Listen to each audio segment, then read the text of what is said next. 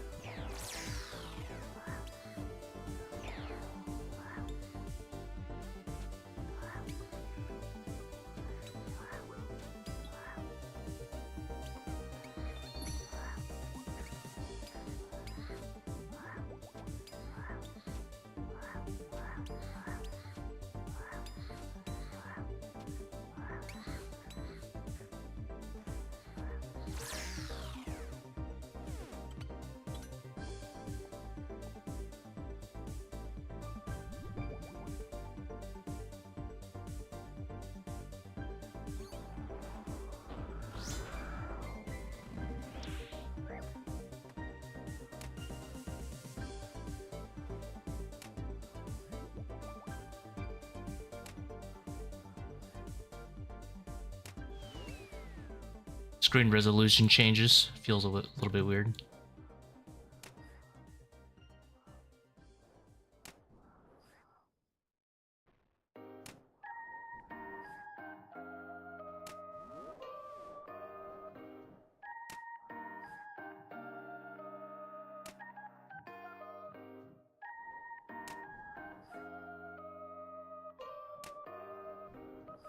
Yo, how's it going? Por favor.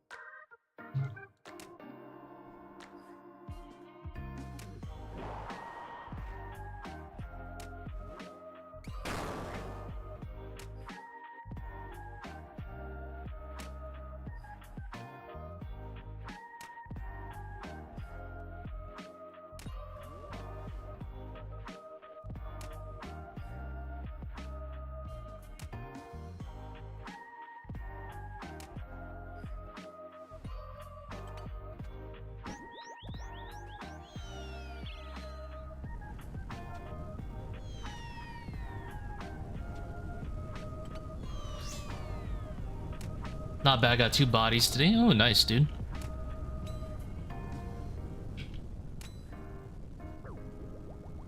lot of money. Was that 120 mil?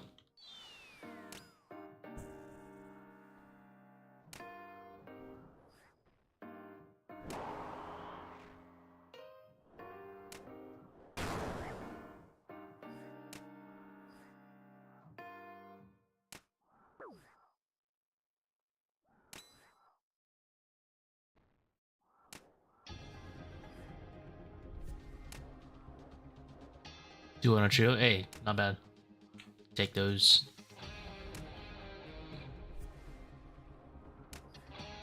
This DPS is really bad for a max Bone Dagger, to be honest.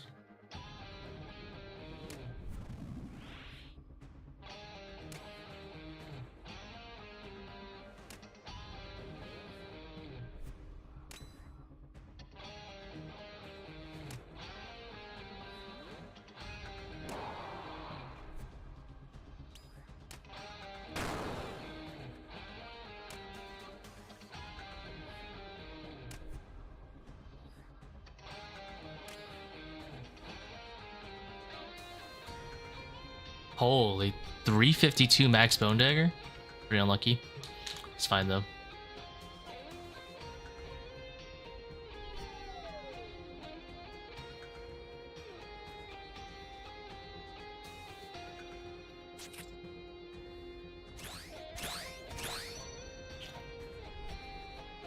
RNG game, be RNG, I guess.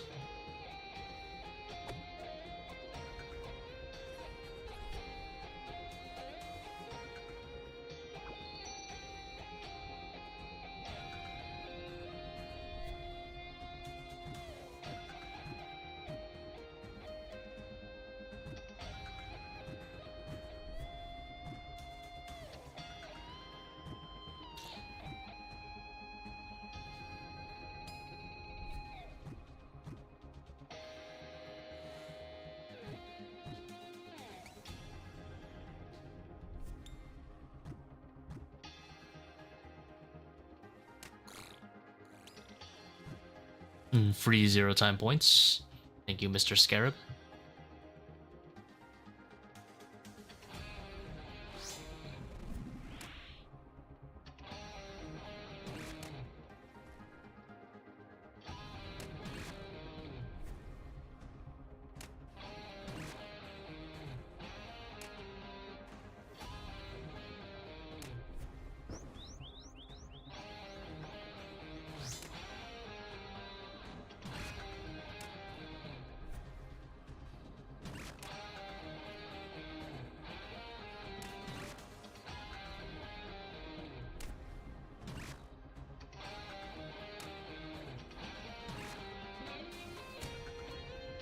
$225.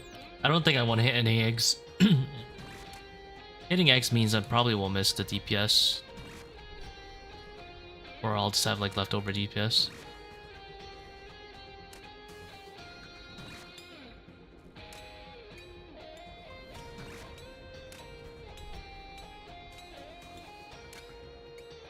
Are you kidding me? That freaking blows.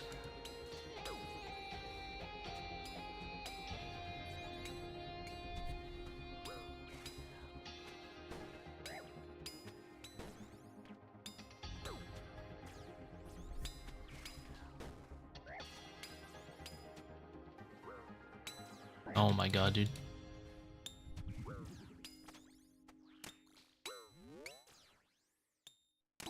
Yo, how's it going, Bossman?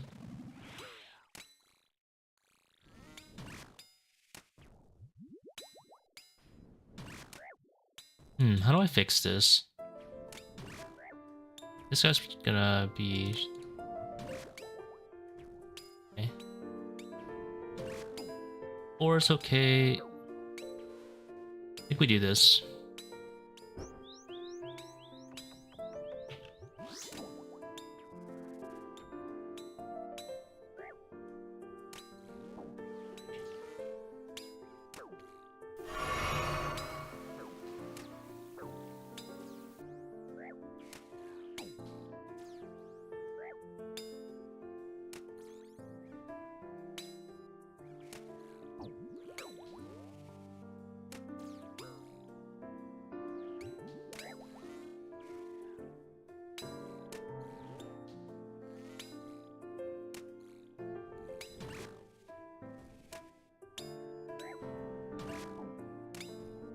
Notice how much time you save by not trapping the melee and killing with mage. Probably like 20 seconds. If I had to just throw a random number out there, I'm gonna guess 20 seconds.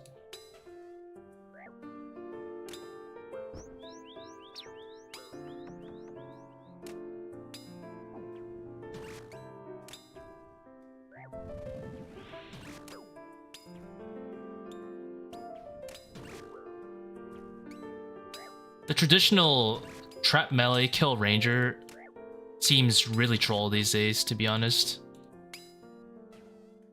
For these kind of raids, I can only see it really being viable if you're doing like a quiet prayer raid.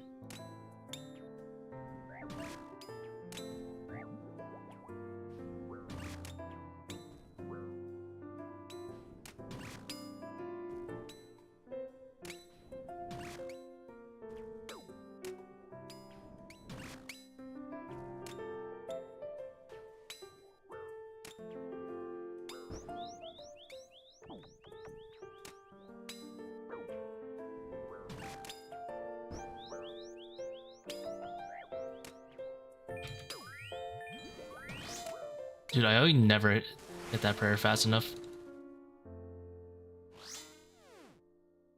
I should have gotten closer to the ranger, it would have been easier actually. Pretty engraved it in the beginning.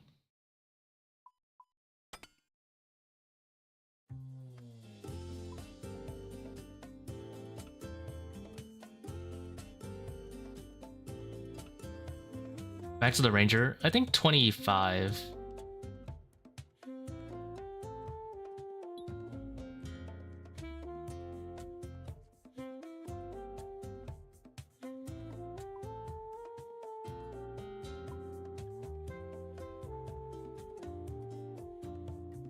I mean, it is what it is. I made the mistake earlier.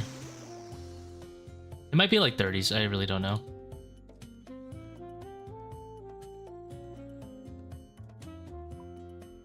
That wasn't the method. That was the player. It's the worst thing.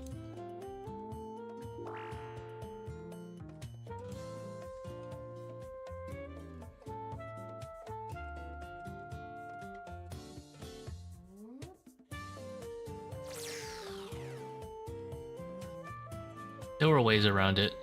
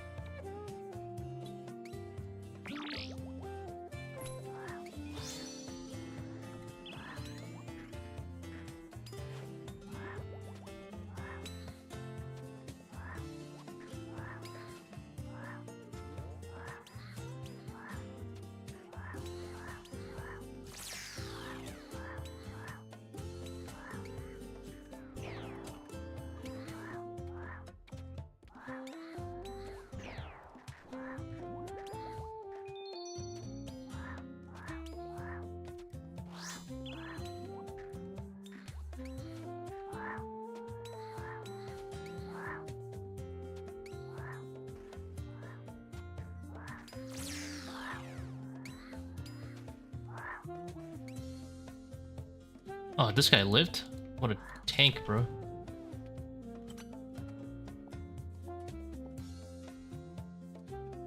Man, my inventory's a mess too.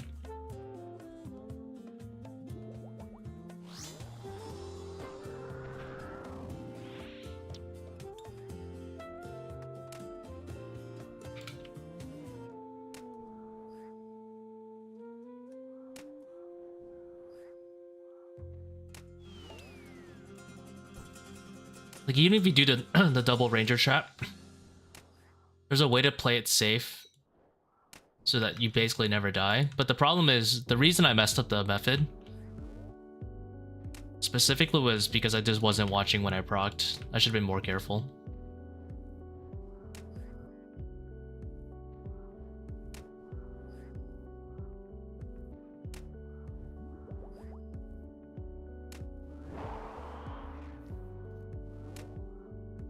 I'm gonna let him hit me one more time.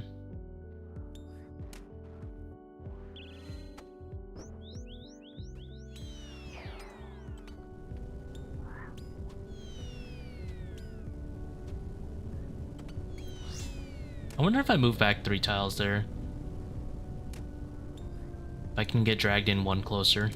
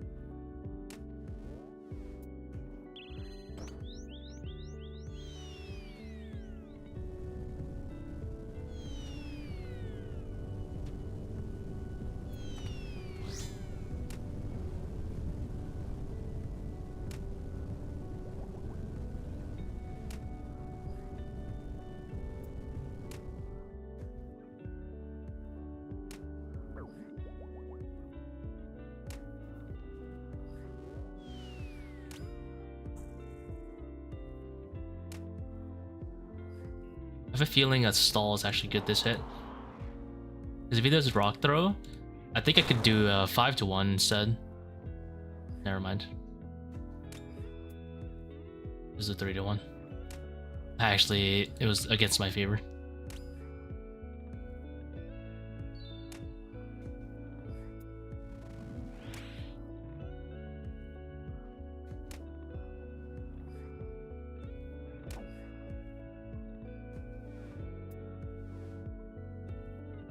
$439 Baba. Not bad. For a slow monkey rune, that's actually really good.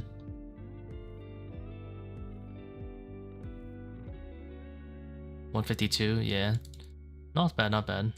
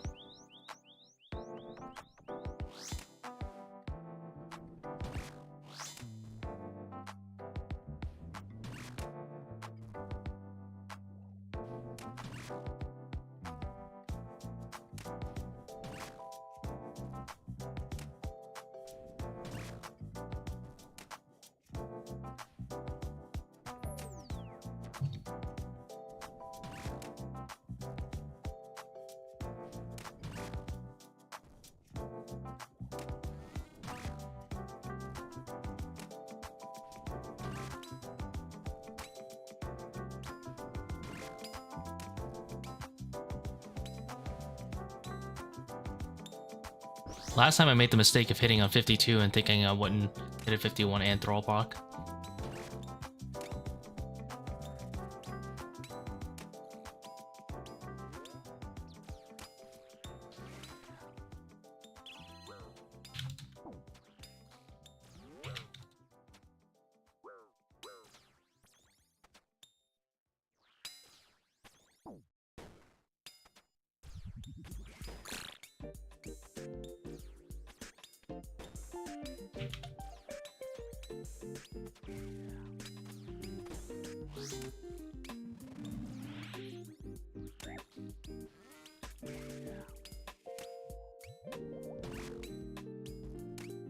I should have blowpipe long range that one. I would have actually gotten it and 0 leaked.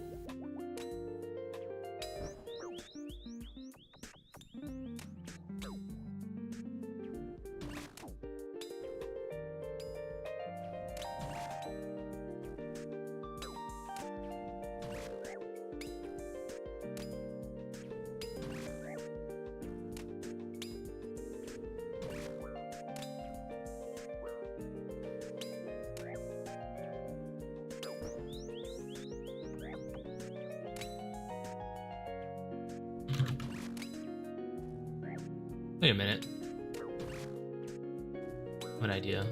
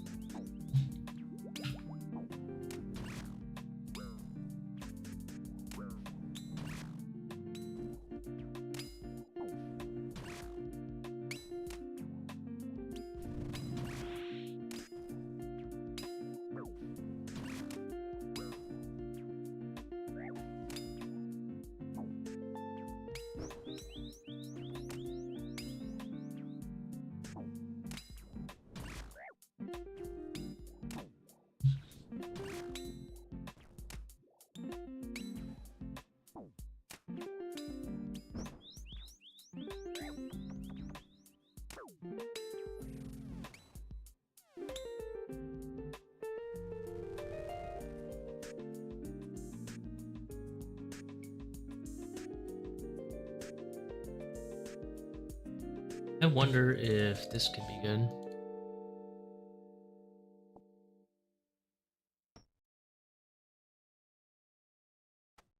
Actually, I don't think so.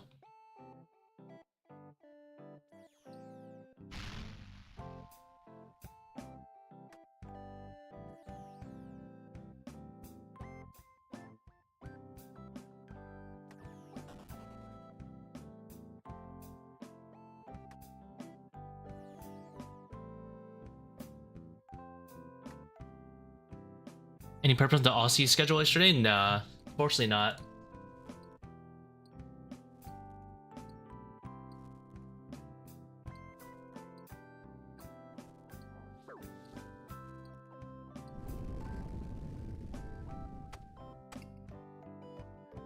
Ooh, yeah. Scam game.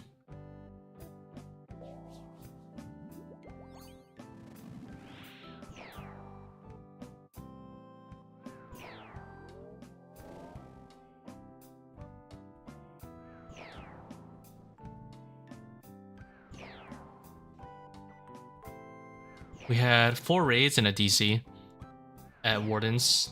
Honestly, not that bad of a record. I DC'd, still completed 4 raids in about 2.5 hours. It's basically 5 raids in 2.5 hours.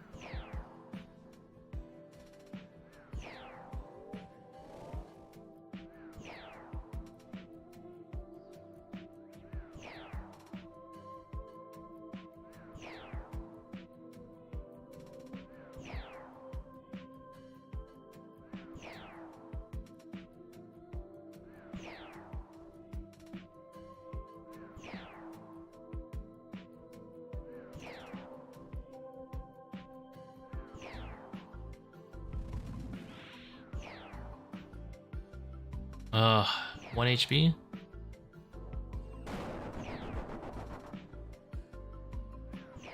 Akkha level 4 harder than Zebak level 4? I don't think so. At some point, Zebak level 4 becomes nothing to you. But Akkha level 4 is still annoying.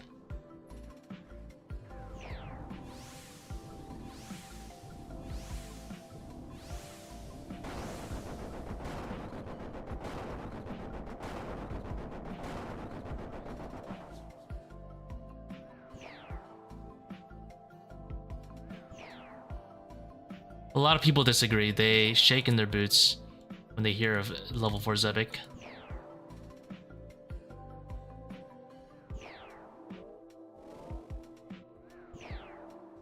What's restoring his run energy? The salt. Fierce banana. Smelling salts restore run energy.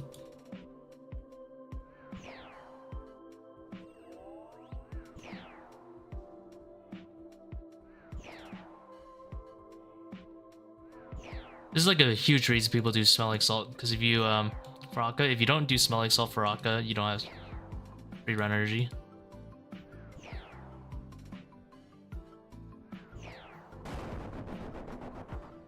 And like 50 clears and never noticed that. Yeah, like you know how AIDS it would be if you actually had to bring your own stamina.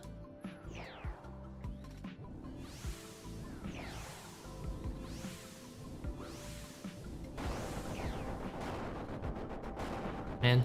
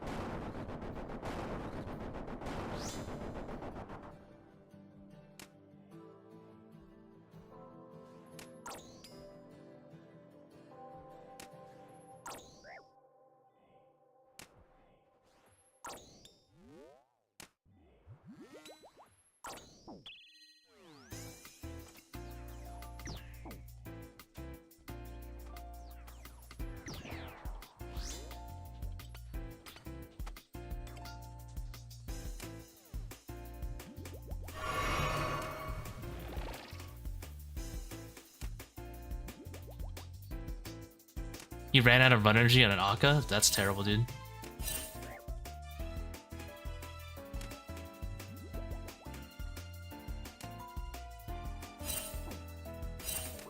Dude, what the hell?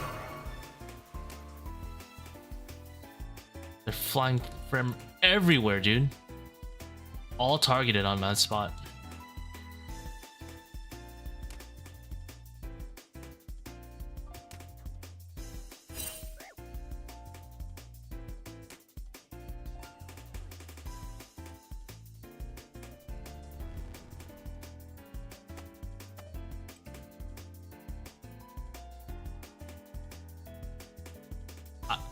I'll be honest, level 4 Zebak is too slow.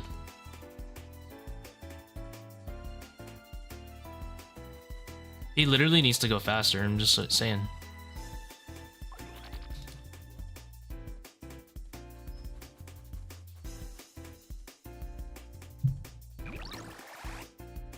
Yeah, the one tick in rage. I want my freaking single gen.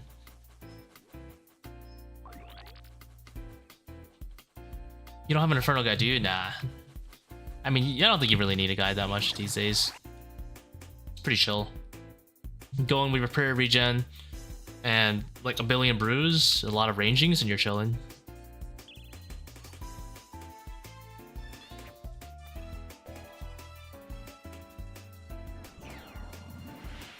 I don't think you need a guide these days. If you're struggling with the pillar solves, either do some Coliseum to start, or learn.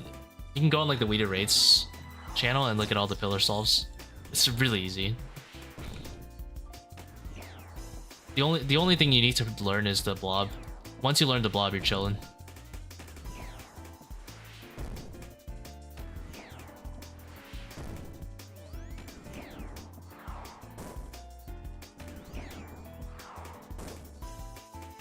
Playing leagues. Oh, so you're talking to me. Yeah, I'm gonna be playing leagues. I took a day off on the Tuesday afterwards. This will solve the other one, actually. Chillin'. Doesn't solve the one in front, but it's fine.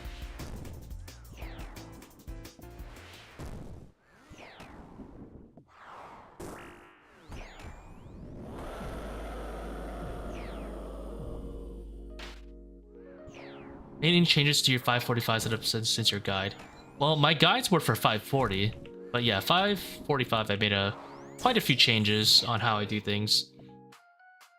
Any choose anything yet? I'm probably gonna do a similar build to what I did last time, which is like a Mage Weapon Master. But I haven't decided on the regions yet.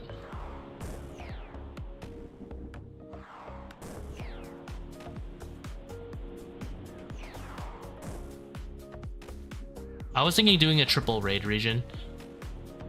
I really like the Mage Weapon Master build, to be honest.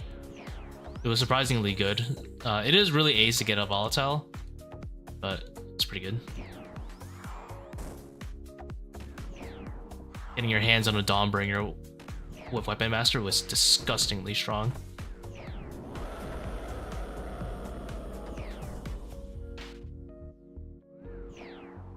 But I haven't like really decided. I have to see what the echo items.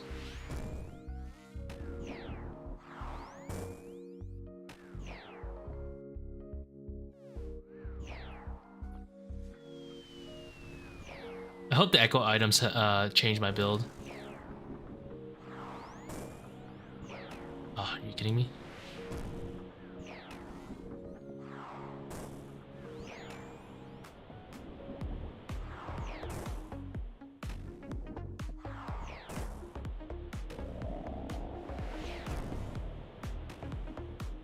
What was that resource you said for the Inferno Waste Saws? You can just go on Widow Raids and go check their pinned messages. They have a bunch of resources for all the pillar solves. The Coliseum one's pretty similar.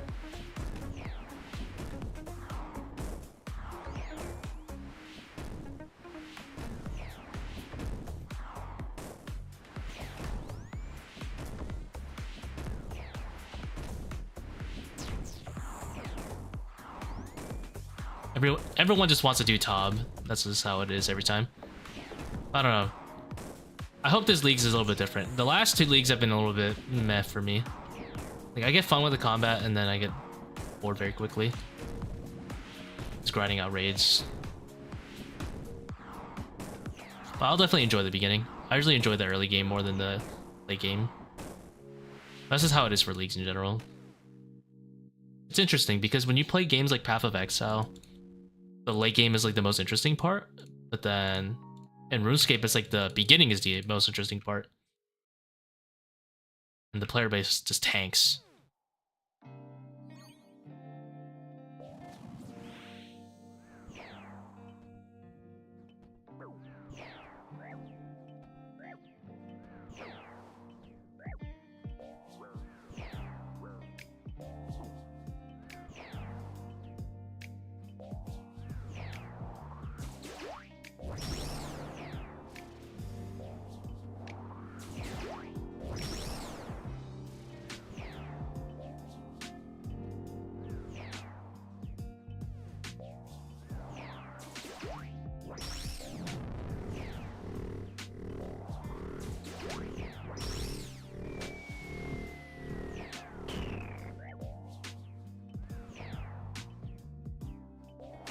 I definitely want to do some Din's Weapon Master shenanigans. I'll think about doing melee.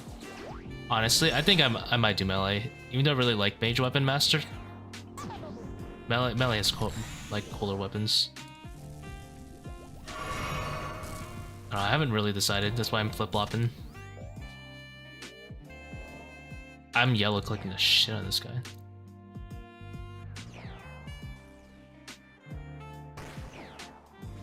Oh, what the?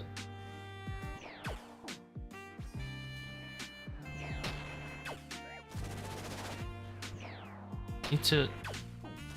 There you go.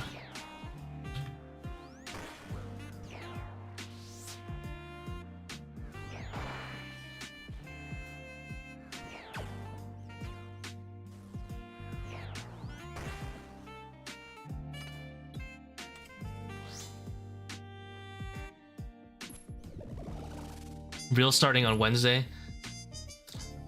Excited.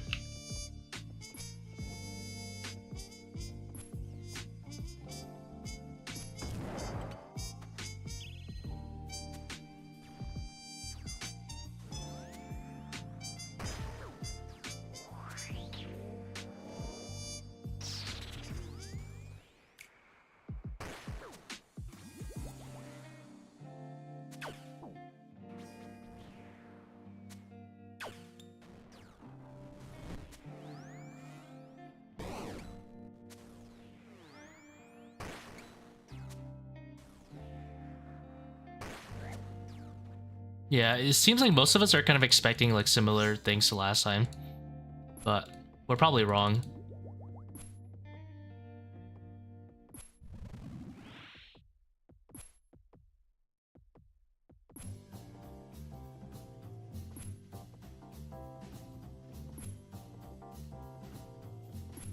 I hope we're wrong. Being wrong is actually the best when it comes to this stuff. Makes it more exciting.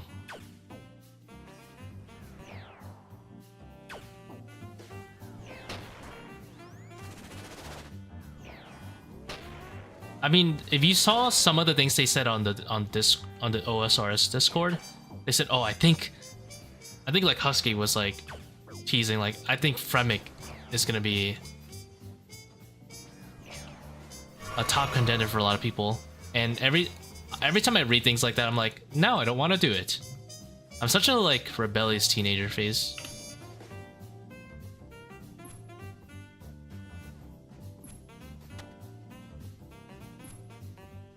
They're like, I think Fremnic's gonna be really good. Well, I don't want to do Fremnic now.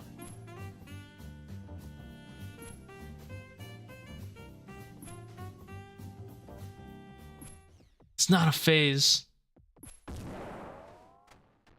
That's just how I am, though.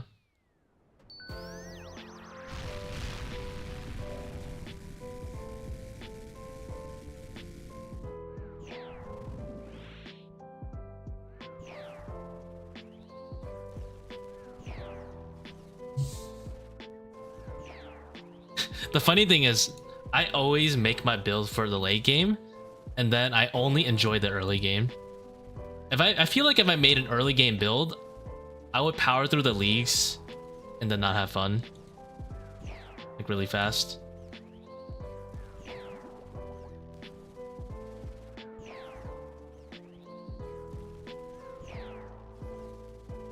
I should honestly play more early game centric build, considering that's all I have fun with anyway.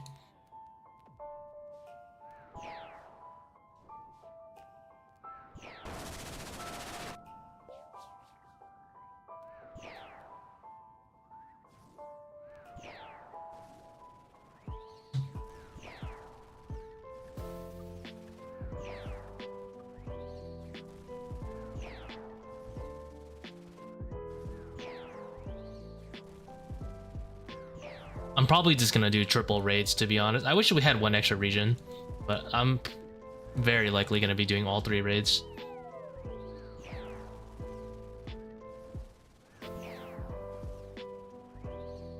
What was that?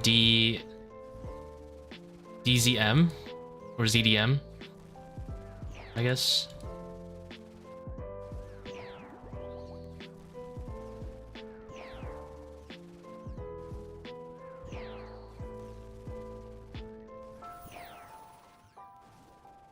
It'll suck not having piety though. Like no piety on Dins is kind of troll. I hope there's some sort of prayer I can take advantage of.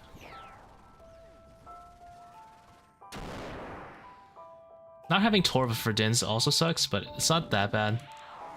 Because you can use Justy from Morty. I'll have to see then.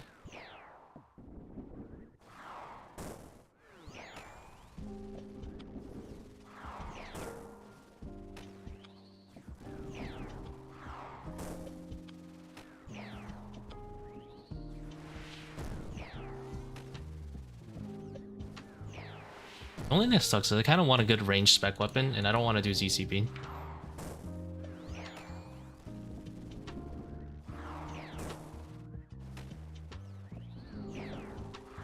Yeah, more is just Black Mask early. And Snelms, though. The Snelm early game.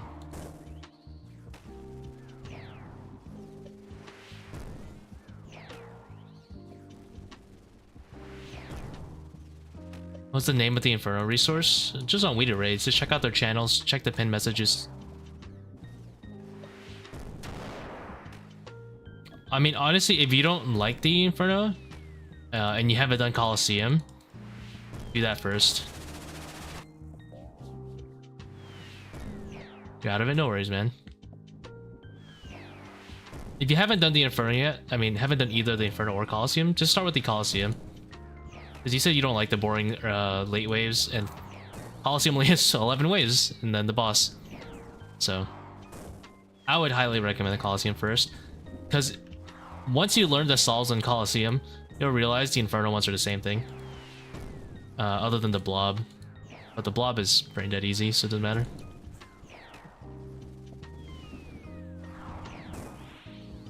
Lost crazy coin at call already? You gotta keep going, bro. You can just do a lower Defi setup. I have a low Defi setup.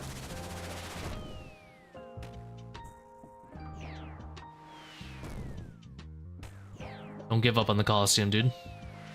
Imagine, dude, having a quiver when you start Inferno is insane. It's absolutely insane. Don't give up at it. Plus, do you know what getting the Inferno Cape gets you? It gets you +4 strength only. You know what getting the quiver gets you? It unlocks a 15 mil an hour moneymaker for you. Don't give up, don't give up. Of all places, Inferno is not where you want to be running to. Inferno is an end goal, not a means to anything.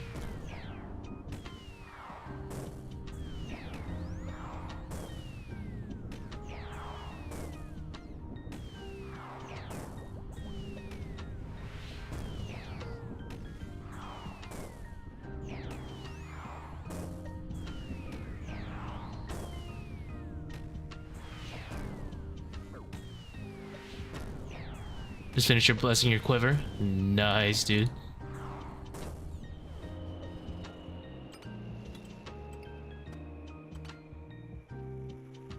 $32 I had a 4-minute Baba. That's great. Hey, first raid of the day. Let's go. Like to see that.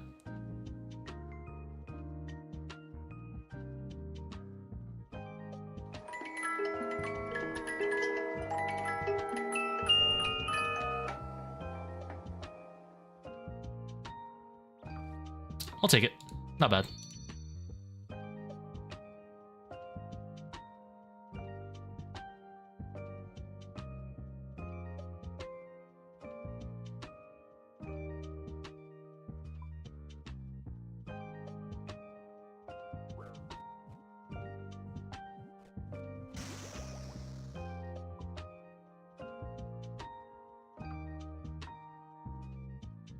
Six? Yeah, 6, okay.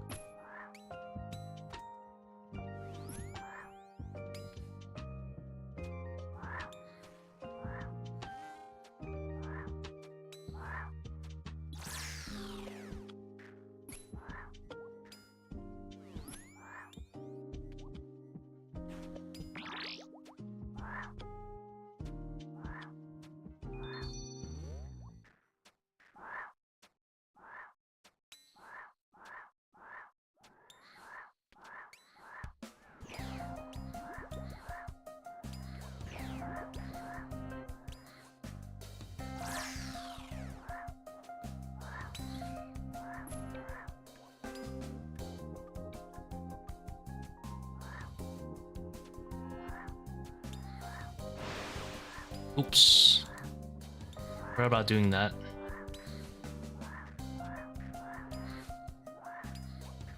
Oh, that sucks.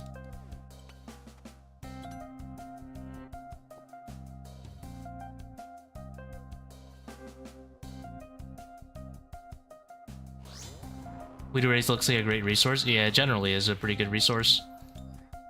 I know people don't like the pugging reputation there, but I mean, it's just the most popular raid Discord for a reason.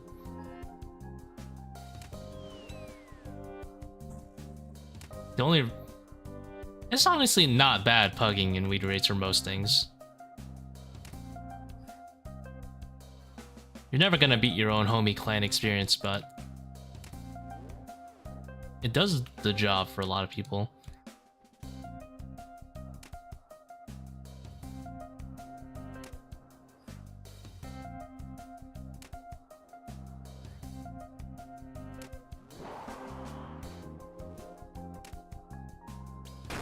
I'm gonna let him hit me on purpose here.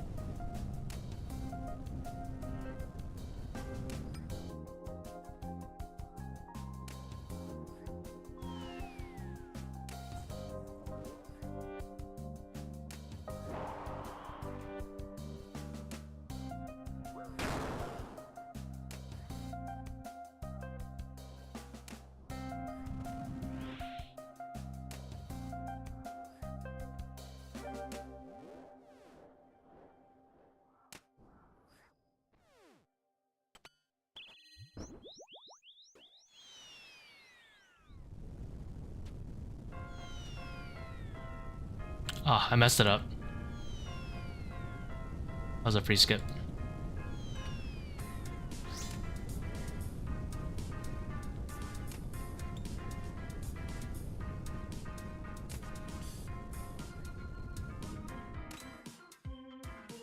I'm gonna be at a very awkward HP threshold.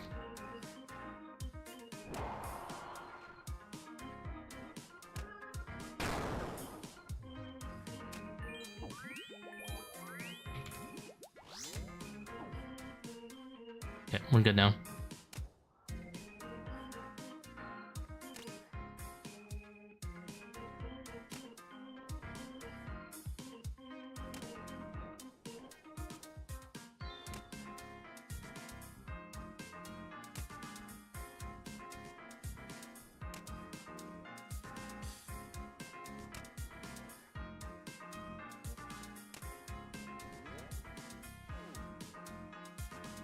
Not bad. Started Baba with like 30 HP, came out with more. Alright.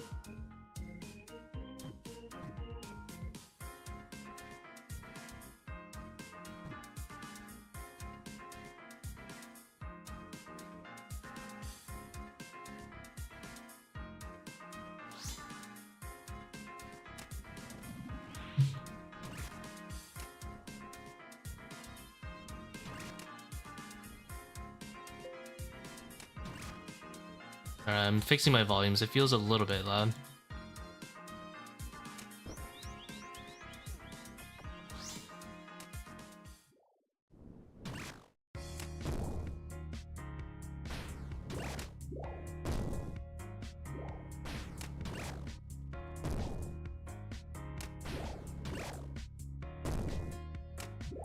Hit some eggs here. I think we hit 2 eggs.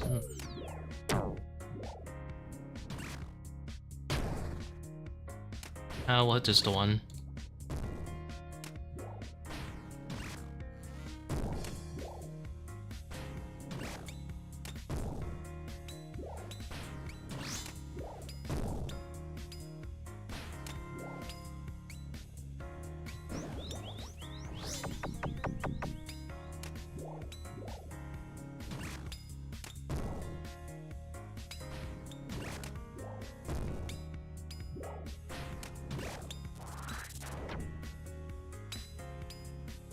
I didn't hit right there?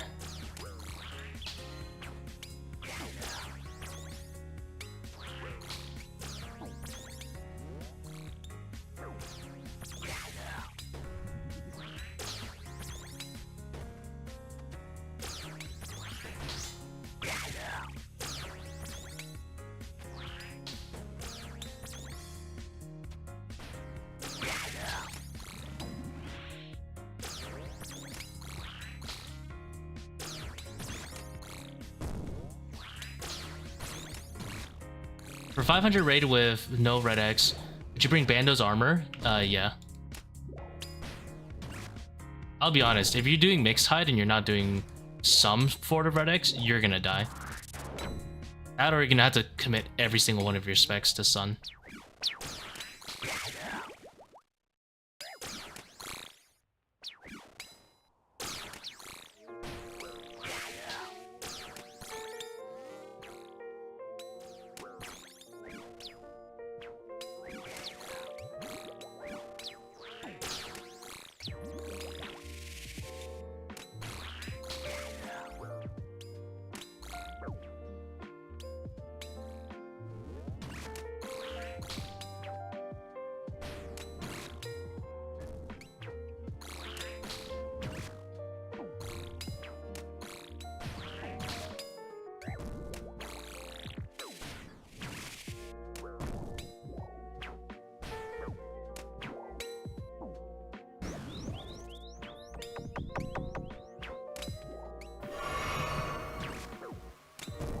Just check calcs because I was curious about legs.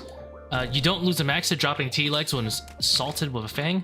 That's some weird breakpoint PTS by Jags. That is correct. You do not gain any max hits, and you don't even gain min hits. Yeah, very neat time save.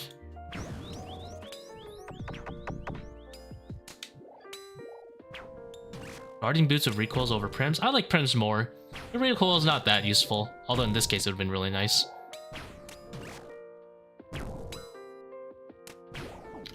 I'll be honest, I can't really justify mix hide for like 99% of players. It's kind of trash.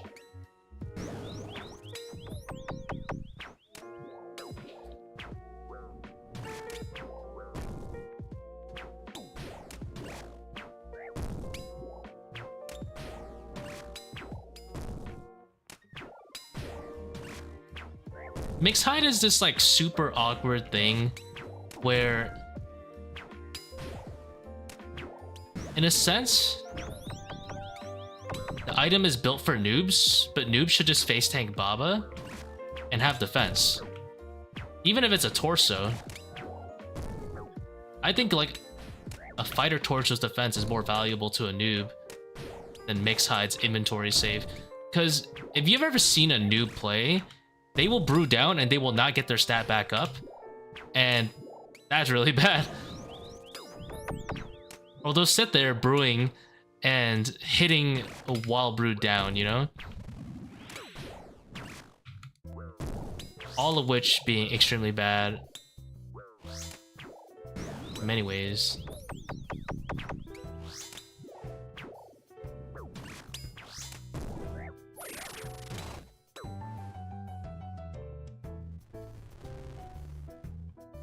Defense and prayer. The defense and prayer aren't significant enough. This is the only thing.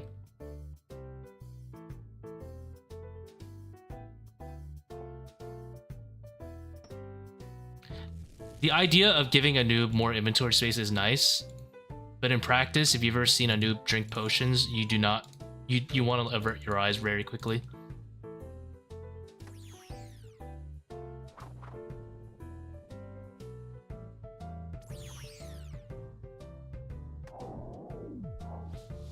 You also end up with these super cursed questions later on down the road. They're like, guys, I can't do this 500 without my 15th restore because I'm used to having 13 restores when I do my 400. I lose my fucking marbles when I see shit like that.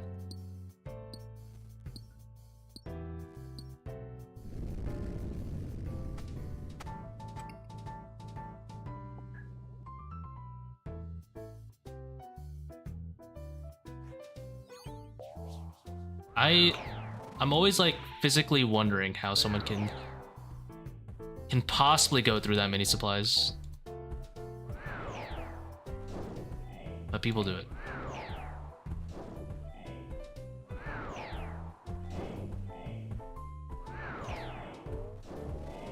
You know what I think is good hybrid gear? Eclipse armor is good hybrid gear.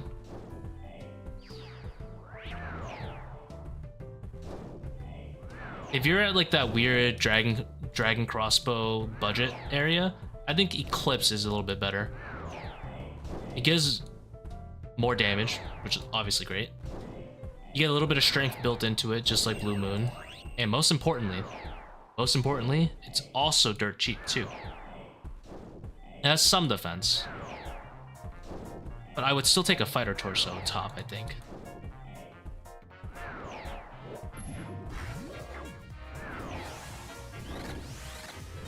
I've done a bunch of setups. I'm still testing out the 400 with no Bofa. And I think mixed height is okay there. But I feel like I have to 5-to-1 to make it work.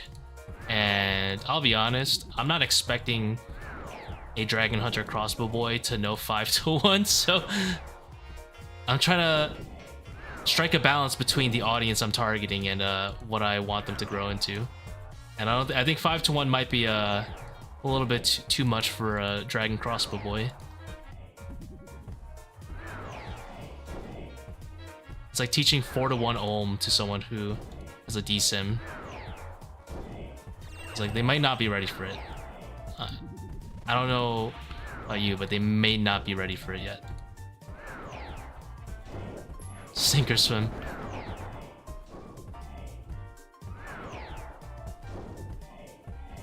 I mean, it does have good DPS, I'm not gonna lie. On paper, mixed height does have good DPS.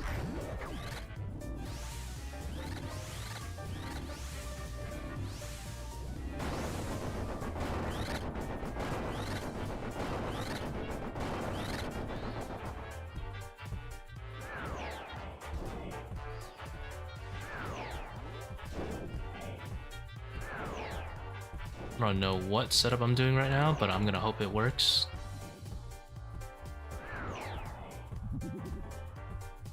Alright. A little scuffed, but made it work.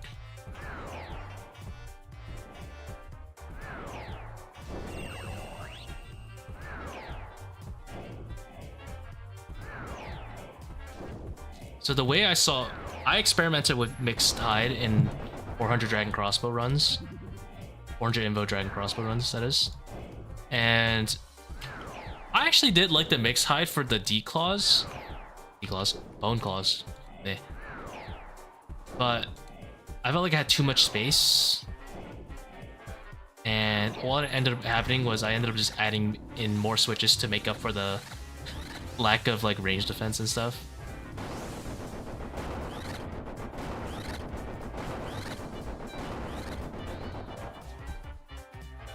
I don't like teaching people to red X so early.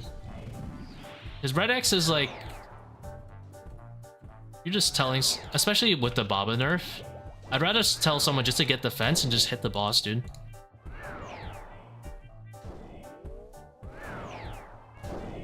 Just hit the boss, head empty, do the mechanics. Mechanics aren't like that hard anyway for Baba. There's way more tick up time.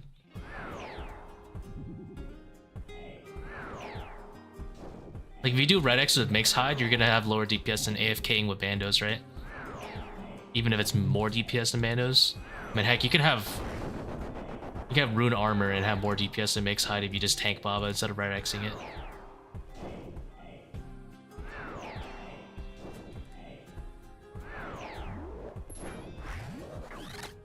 I think if I piedied that, I had a much better chance, but my reaction time is kind of old. Bit of an old man.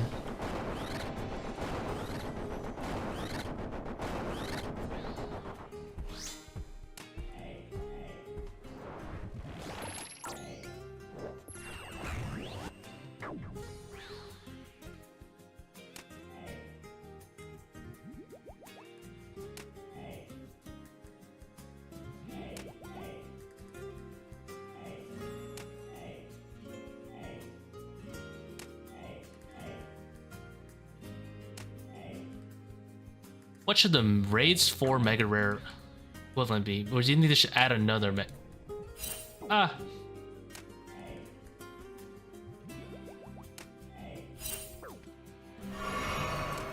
Hold on, I'm fighting for my life.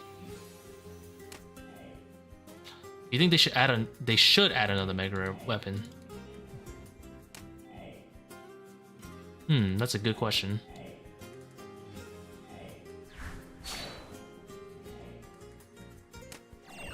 I'll be honest, I'm okay with power creep in RuneScape. So my answer is yes. But I think they should be a little bit more cautious about weapon design.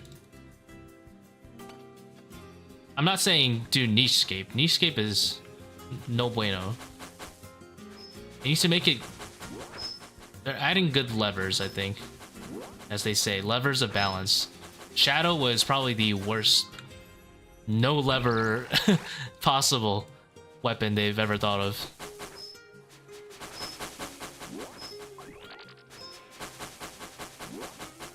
Wasn't trying to peek. Oh, you did.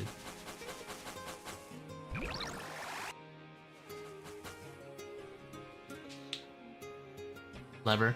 So the way Jagex words their balancing when it comes to making new items and like reward space or whatever, they're like, well, players weren't happy with the Heka because it just wasn't strong enough. So we gave them something strong, and now everyone's like saying it's overpowered. I'm like, yeah, no shit. You said, what if we gave it 400% accuracy, basically? It's like, yeah, of course that's gonna ruin the design space of everything going forward.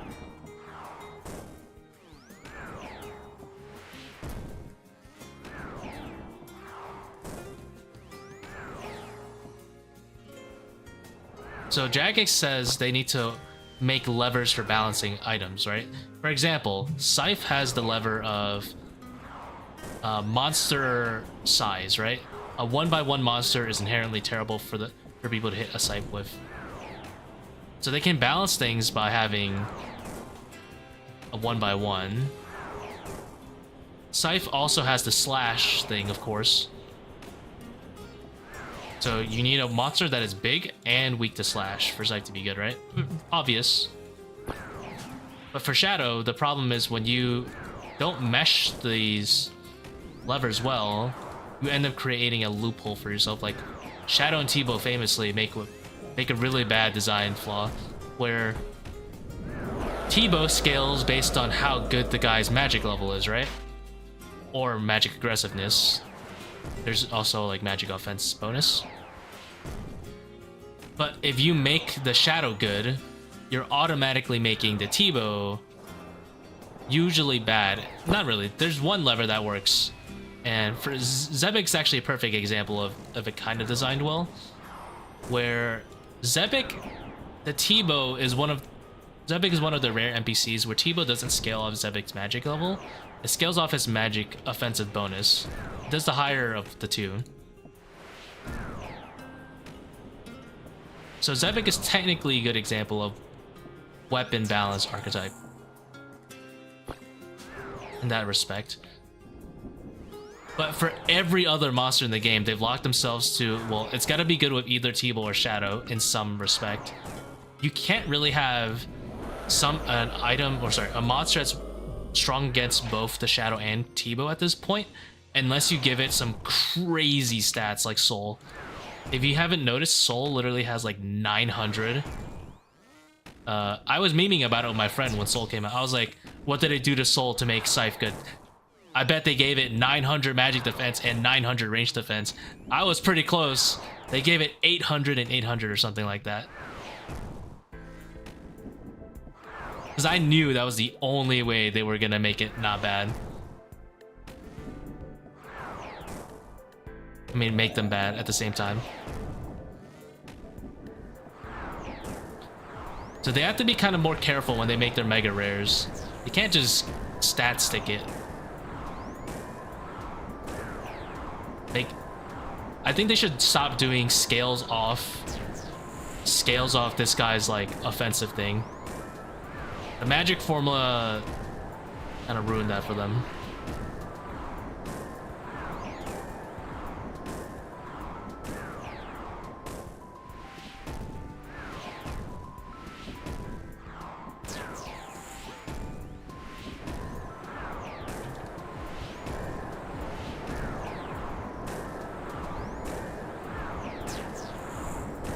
What is something new I would like to see? I'm gonna think for a hot minute. I'm gonna cook a new mega rare.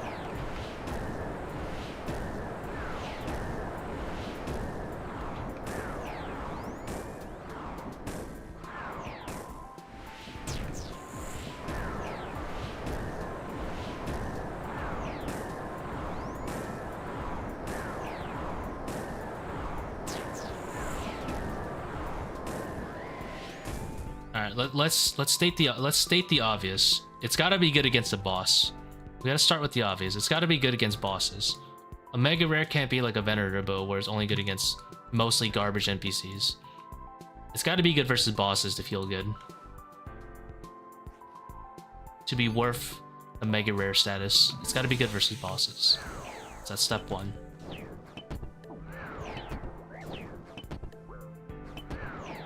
No trash mobs involved here.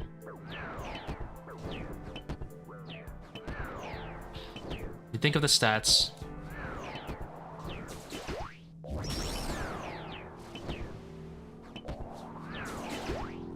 If you want a cheap, easy way to do it, you could have something like a Ruby Bolt scaling, where it scales off the HP of the monster. That way, you could technically use the low HP bosses against it. You could use a low HP monster, or you could use multiple parts of a boss to balance it.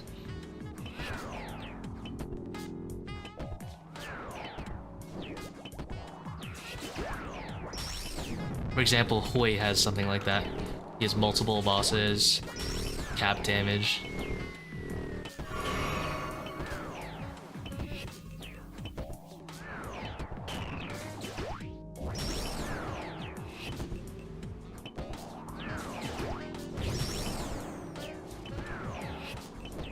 Do I want a multi-hit splat weapon? Are multi-hit splat weapons fun?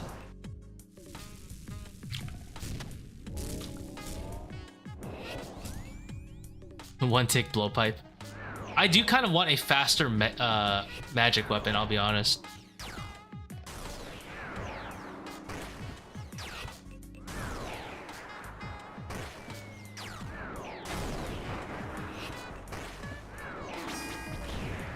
A multi-hit splat. Multi-hit splat would be cool. Dual daggers. Ooh, now you're thinking. You know what? Yeah, I think we could go with the D&D archetypes. I like D&D stuff. Dual daggers, you know, like that's like rogues and stuff. Let me think. Dual daggers. How? I'm gonna go with dual daggers, and let's see how would we balance a dual dagger in this game. It's gotta hit twice to start. You have two of them.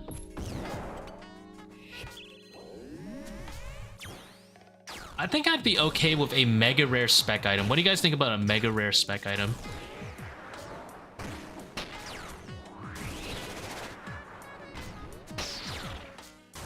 On its own, it's like whatever. But if it's a spec item, it could be nuts. It'd be insane for core, let's say. Better than DDS. Let's power creep DDS. If you wanna use this in a freaking PKing, it's a mega rare, so you're risking big. I like it, I like it. I think we power creep the DDS. And because it's a mega rare, people risk it in PKing. So it's one nice thing about melee is that you kind of need to have like pretty good gear to make it good. Maybe we give it low accuracy so people can't do like freaking strength ammy and barrels, gloves, cheese. So it's maybe some inherent scaling off accuracy. Not like Shadow though. Shadows is kind of absurd. I like the, you know what idea I really liked recently from Bone Claws? That it actually switches based on your style. So what do you think about maybe a spec weapon that you can do on stab? You can do on slash. I wouldn't mind being able to use the hilt for crush either. So it's a diverse spec weapon that takes a bunch of niches. It's a mega rare, so I think it's worth it power creeping. Yeah, it fucks the reward space for niche scape, but I'm tired of niche scape. Honestly, I'm tired of having to make a Void Waker DPS like for every single attack style. What the spec do that's unique? I'll be honest, if you want to go the lazy route, it just needs to do a ton of damage. It just needs to do like 35, 40 DPS. Because I think most specs right now do about 30 at the highest. But it can't do that to... It should scale off the monster in a way so you can't one-shot someone in PvP with it. But kind of like Ancient Godsword, it scales a little bit. It has like anti-scaling, if that makes sense, based on how low you are.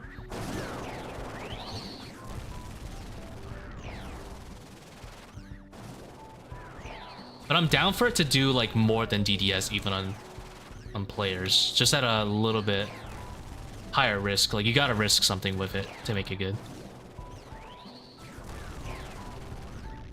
I like the idea of dual daggers. Wait, hold on. Let me cook a little bit. Hold on. I'm thinking. My brain is going to like to unfathomable levels. All right.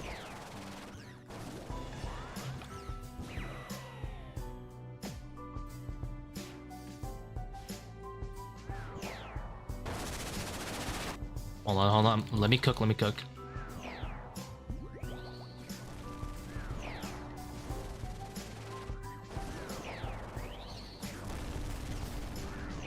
So just scale off HP of the monster. So it's good for bosses. Not so good on random trash mobs, but good on bosses. It's okay on trash mobs. I would say like below D-Claws, below Void Waker on trash mobs, but amazing on these big chunky bosses.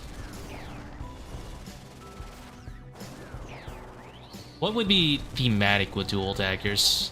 Hitting a lot, hitting hard, a backstab mechanic.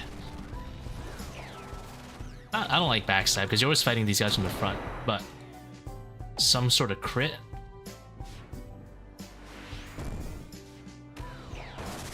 A burn would make sense for it to scale off big guys.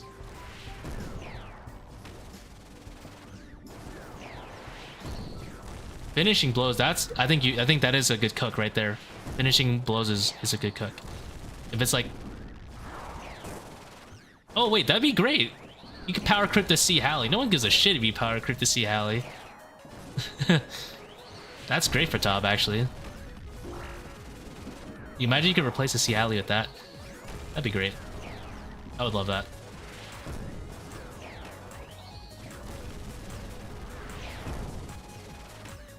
We should give it the Abyssal Demon spec where you teleport up to the monster. I think that sounds good. Doesn't work. Actually, no, it should work on players. I don't give a fuck. TP in front of the monster. It's just like the closest, and you do a finishing blow.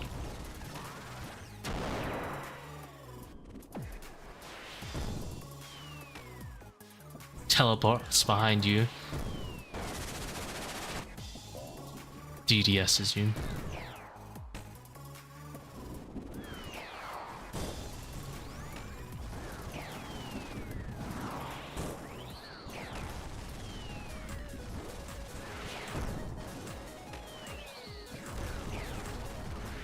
You know, I wouldn't mind. I think if you want to bump it up more on the mega rare tier list, it should be a 3-tick weapon that deals roughly the same as, like, let's say the rapier does in terms of like raw DPS, right? So not amazing, but respectable. Double hits. Now it's a BIS Nilo weapon, but when you spec, it's a slower weapon. So that's better for the finishing blows. So now you have 2 ways to balance it. You can balance the autos, and then you can balance the spec itself. And you can nerf it in multiple ways if it gets too overpowered. You can nerf the autos, or you can nerf the spec. You don't need to nerf both.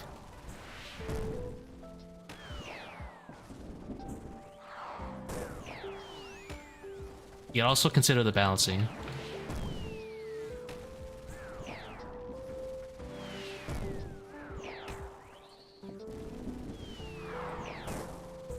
It's gotta be flat missing HP though, if you wanted to not one-shot players like instantly from like 90 HP.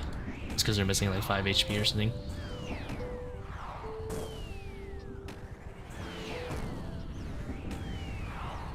Think about how overpowered that would be on like Maiden or Verzik though. But I think that would be worthy of mega rare status, right? Actually, Verzik has a... Not even think about it, like hard mode Verzik has good balance versus it.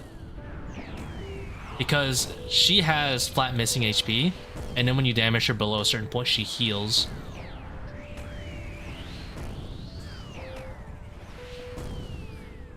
It would actually be kind of cool for like hard mode coordination.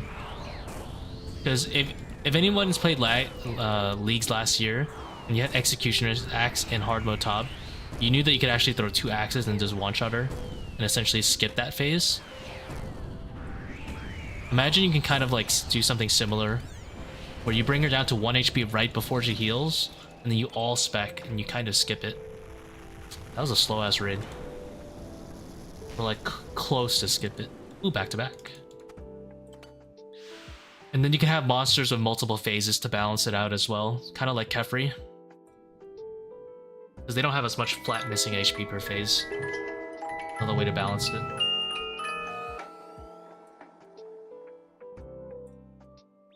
Oh.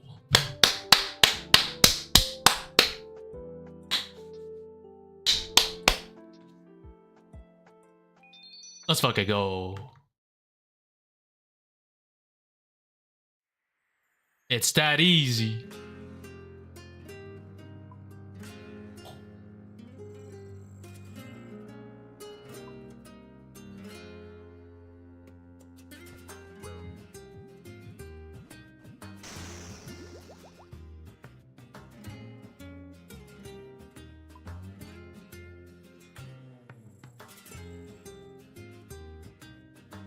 No breaks allowed. We gotta get the back now.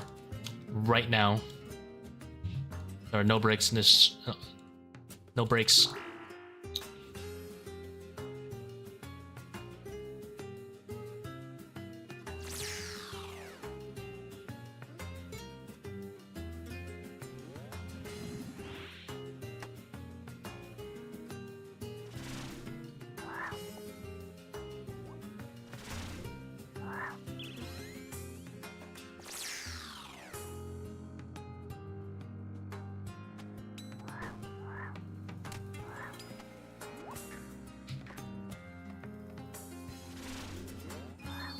Gotta get the back-to-back shadow, boys.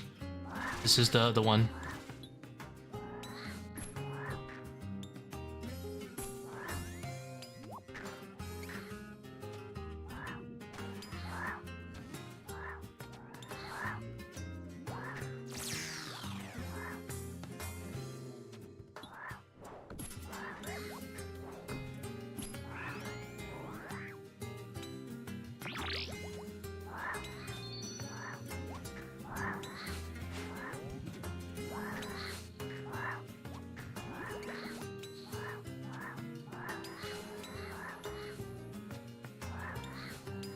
Velzen says cheesy. Hey.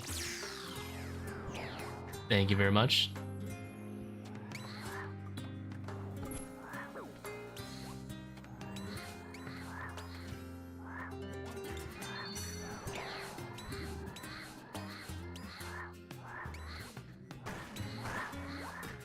Oops. No one saw that.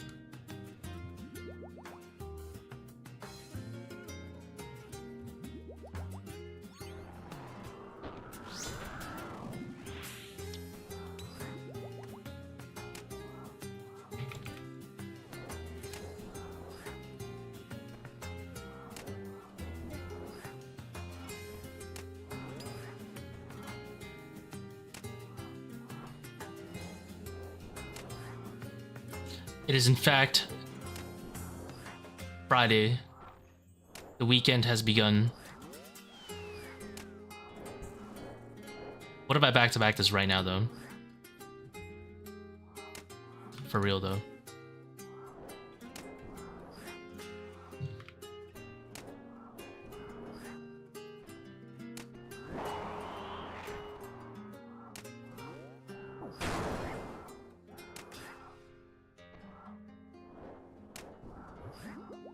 No way, hit it like a 50, right?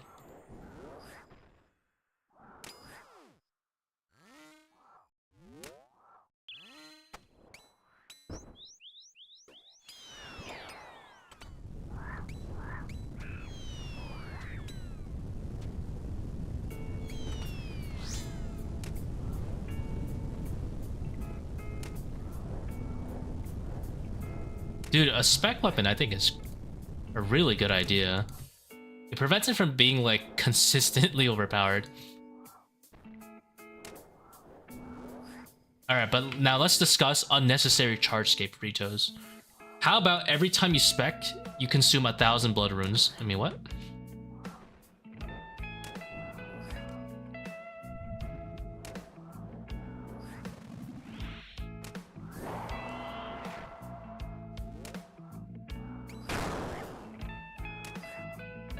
I'm so tired of chargescape.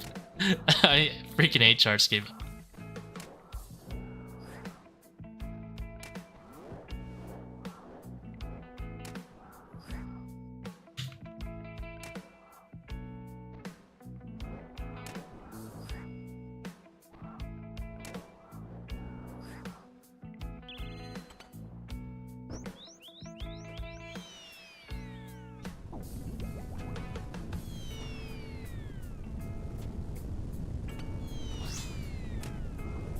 Make it consume like random shit.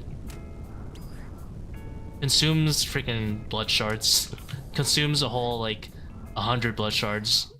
Imagine you're like an Iron Man, it's just like the worst thing you've ever encountered. You're just locked freaking virus for like 200 mil XP so you can freaking spec with the thing.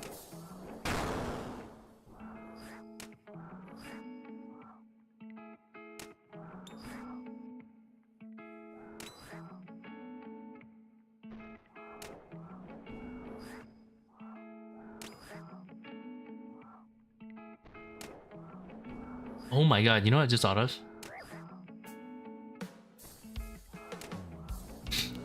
This could be a bad idea or a really good idea.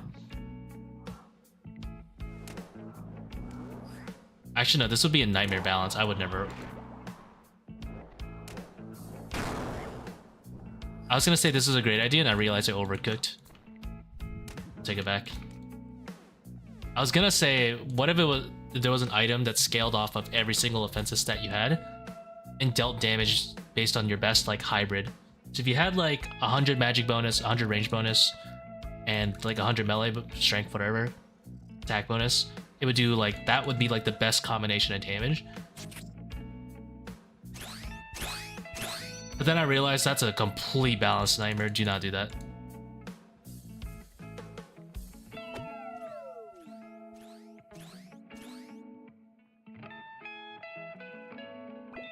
Making a hybrid item is not a good idea for balancing.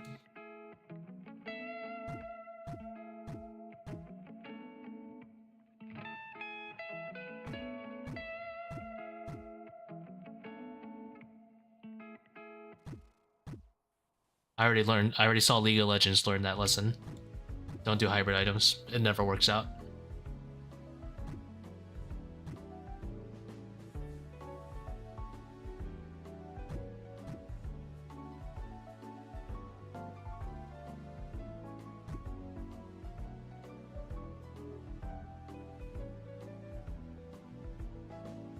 RIP Hextech Gunblade.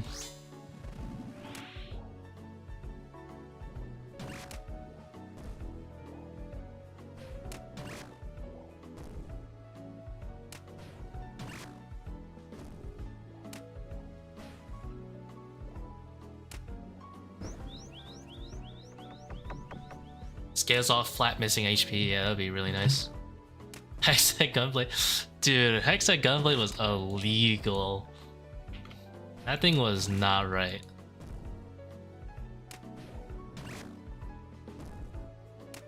No more. We can't do any hybrid items. We're making a. We invent a mega rare spec item. We can't have hybrid scaling. It's gotta be simple and good. You know what spec I really like the concept of? But has the exact sounds good, doesn't work. I mean, the freaking Tormented Synapse Staff. I don't know what the thing's called. No one gets it. The one that like refreshes his cooldown and has like less attack cooldown when you kill something. Sounds good, doesn't work. You hit a 0, it's a RuneScape.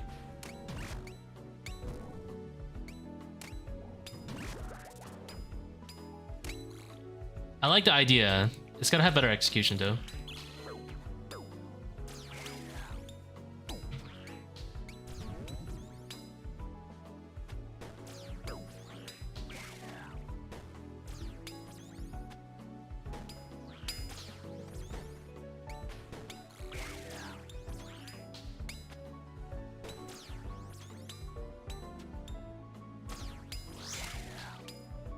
It just needs to have some sort of guaranteed hit for it to be good. If they were gonna do anything like that, it needs to have a guaranteed minimum hit. I don't know why they didn't do that actually. Why didn't they just give the demons to have a guaranteed minimum hit? No one cares that you're guaranteed to hit a demon.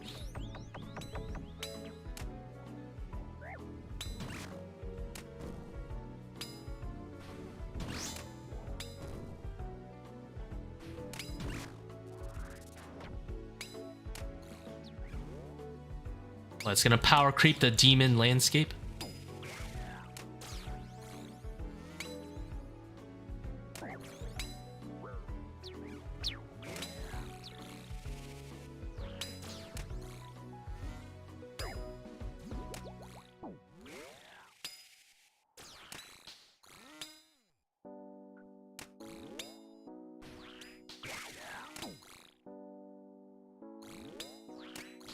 Yeah, saving space for future demon. I mean, they could also nerf it the way they did it with Duke, you know? Where, oh, he's only 40% demon, you know? So it doesn't really count. That was the most bullshit thing I've ever seen. Arcblade had a moment to shine and they said, you know, but what if Duke was only 40% demon? Or whatever they did. That was some bullshit.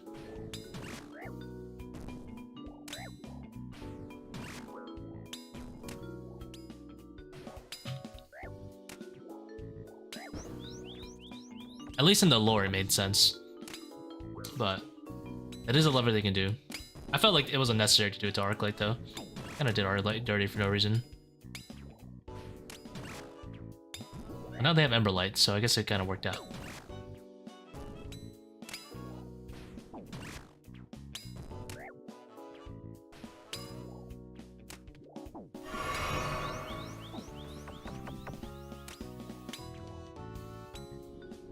Easier to kill almost dead enemies, yeah.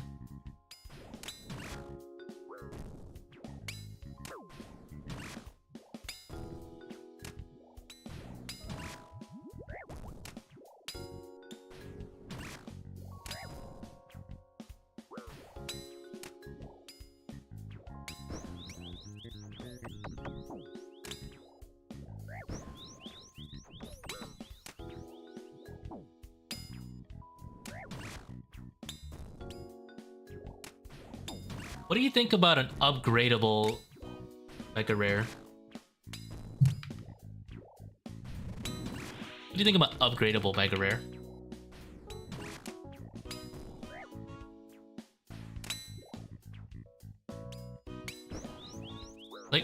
let's say it's as good as Bofa when you first get it, and then you get part 2, and then it's as good as like almost Tbow, and then part 3 is like Tbow basically.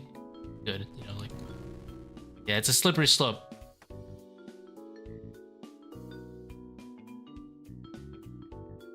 Tbow plus, yeah. I was thinking,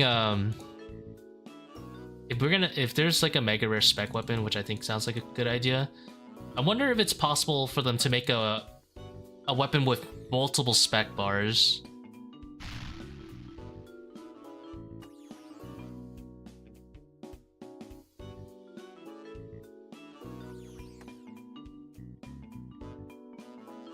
Brand new item where you have to continue upgrading or upgrades to existing shit. Alright, let's pretend we have the dual daggers, right? Let's say you get one of the daggers and it comes of it's already like kind of decent, comes of a okay spec, it's serviceable, but then if you get the other one, it becomes way better, obviously. Let's say like I don't know. I can't think words. Like an elven dagger and then let's say a vampire dagger. If you have both, they're nuts.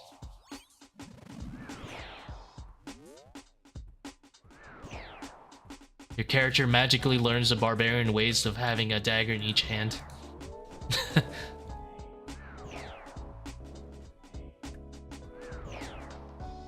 Obviously it'd be more logical than that, but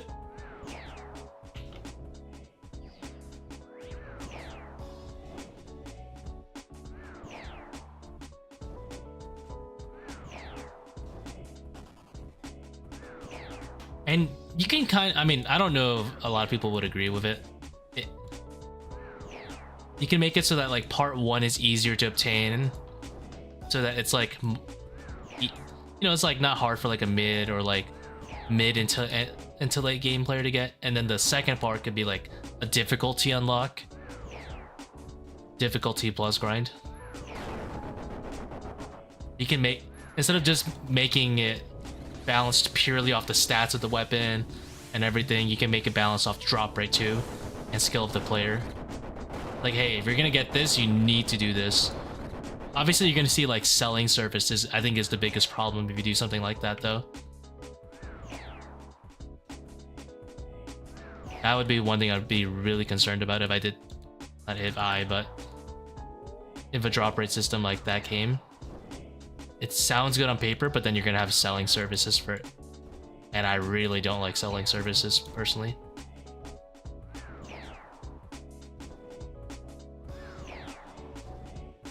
Yeah, like 2 megas combining, I think, could work in theory.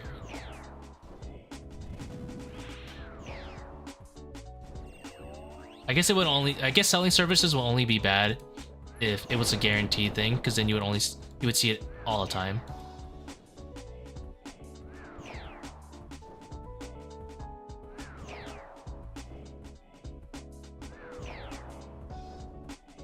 Main plus offhand that are decent individually, but insane together, yeah.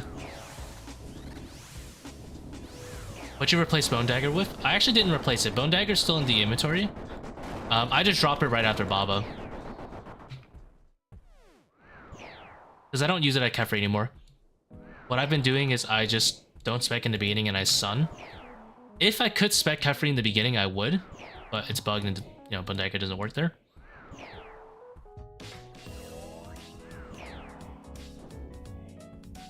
I think the most boring mega rare would just be like letting you combine all the boots or something, or extra slots. I think extra slots are boring.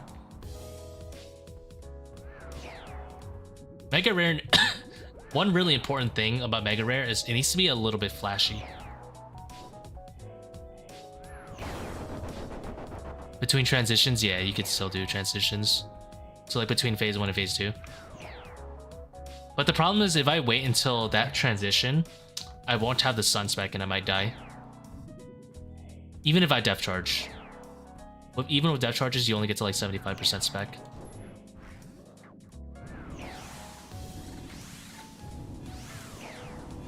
Din's Bulwark 2.0. You do not want to see what I would do with Din's Bulwark 2.0. You don't even want to see what I do with Din's Bulwark 1.0.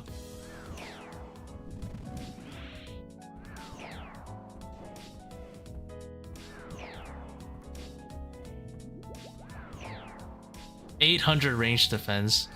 A fraction of Soul's power.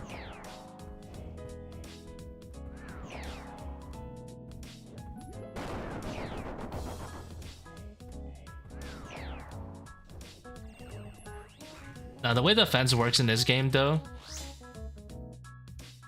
a Din's Bulwark 2.0 would be a nightmare.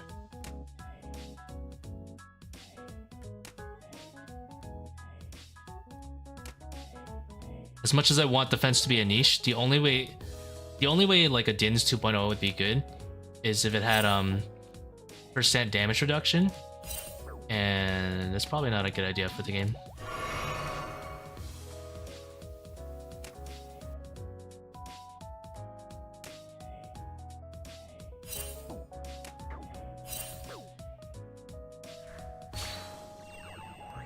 It'd just be like a crack. It basically just would be a Divine Spirit Shield. I don't think I want a Divine Spirit Shield as the Mega Rare. I don't mind having Divine Spirit Shield in the game. I just don't think it'd be an appropriate Mega Rare. It's not flashy. Defense isn't flashy in this game. The only way a defensive Mega Rare would work is if it came in with a shit ton of utility to make it useful. And I think that would be very, very hard to balance. Like a ton of utility.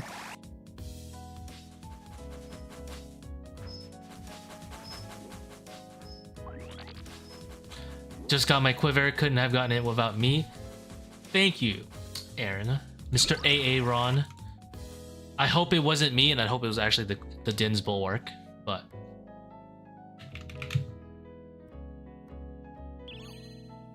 Present.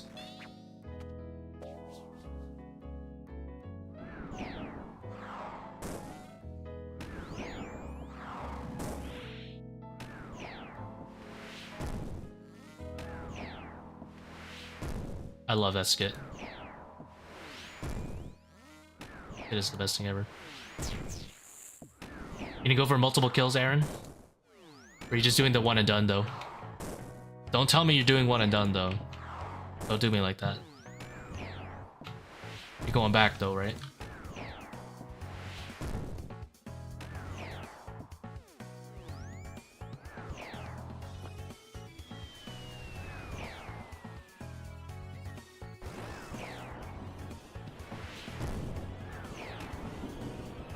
Gonna take a break and do some ToA. SMH my head. Alright, fine.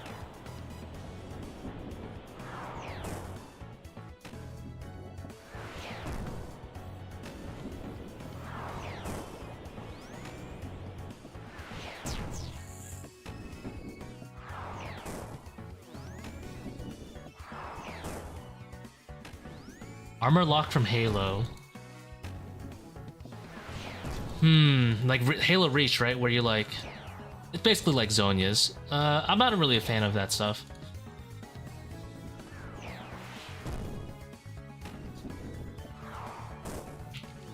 If you want to think... So I think there would be a problem with it, and I don't think it's balancing. I just don't think it would be fun to use.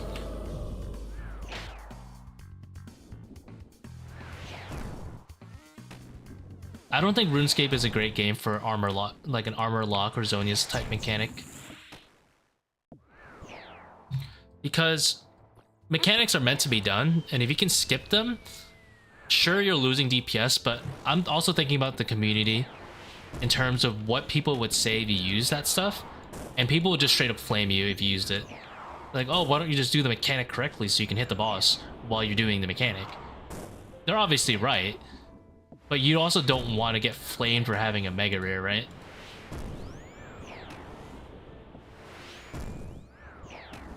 For having and using a Mega Rare, you don't want to get flamed, right? That would definitely feel bad.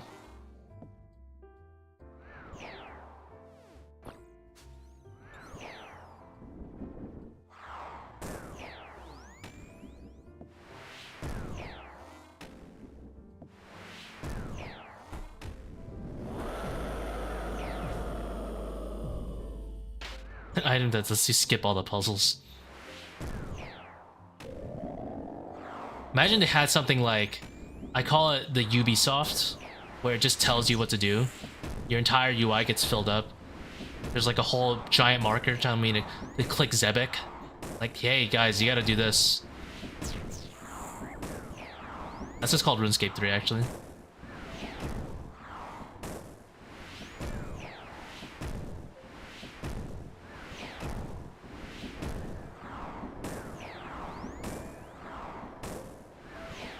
Quest markers everywhere.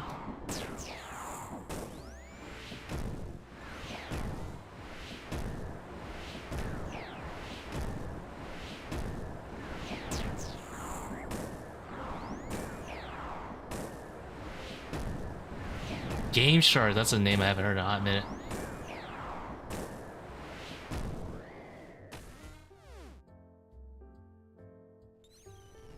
Why do you do so much ToA? Well, because on the very last raid, I got a shadow. And I'm gonna do it again.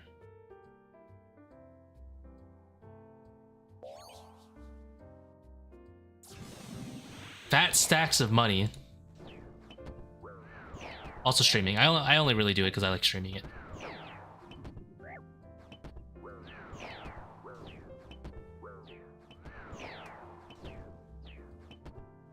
Can you explain why in Double Trouble sometimes you're able to move one tile during the memory phase instead of two? Yes, I can explain that. That is easy peasy lemon squeezy to explain. So Double Trouble, the way it works, you probably heard people say, hey, just move in 2 tiles or whatever.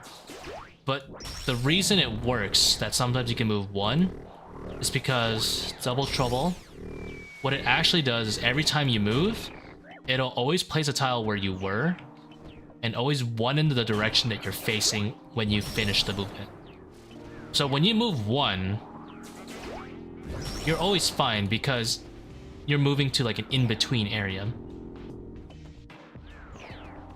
The problem is when you move 1 multiple times in a row, you just run on top of thingy that you just placed.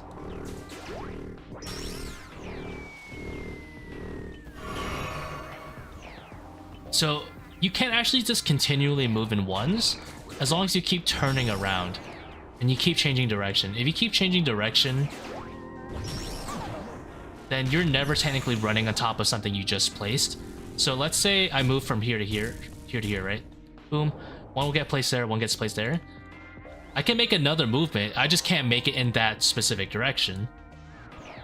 So understanding the mechanic and what actually punishes you is what helps for understanding Double Trouble. That's why you can make, as you get more advanced, you can do like a 1 movement into a 2 if you're deliberate. Or you can make a 2 into a 1 if you're deliberate. But people don't recommend moving in odd numbers like 3, you know why? Because the game's auto-pathing makes you move into 2 and then the 1. And if you're moving in the same direction every time, you are going to run on top of an orb that you just placed. So it has to do with the auto-pathing as well. That's why when you manually path a 3-tile movement 1 into 2, you're fine. But when you do a 2 into 1, it's not fine. So I hope that kind of made sense. So like even odd movements are fine, like 3s, as long as you're doing 1 into 2, you're not doing 2 into 1, if you understand the mechanic really well.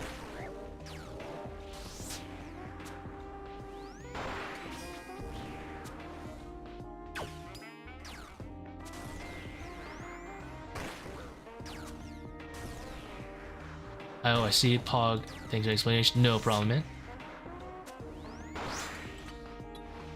I always found it better to understand the core mechanic for Double Trouble rather than think of like some random ass bullshit rules. Bullshit rules are nice, they're good cheat systems, but Double Trouble is simple enough that I think if you just understand it, you will always understand what will get you hit and what doesn't.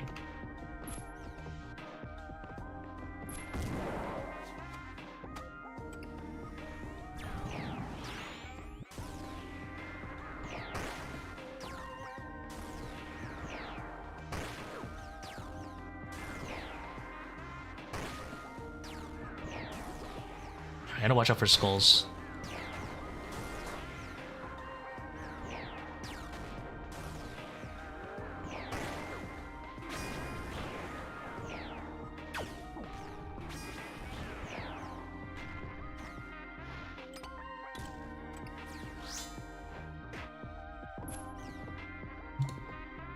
Action Replay DSI. Action Replay is a old name.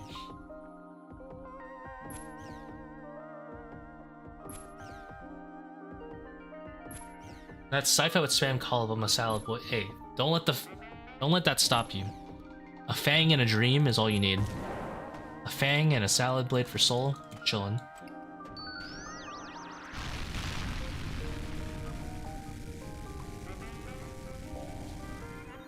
What do you think that you die to most in ToA? Recently, it's been Kephri. I haven't really died too much to like Akkha too much. I think Zebak is probably second most dangerous, and that one is pure complacency. There's no excuse to Zebak deaths other than me getting bored. I'll get bored and I'll start one tick flicking like a Calvino wannabe, and then I'll die.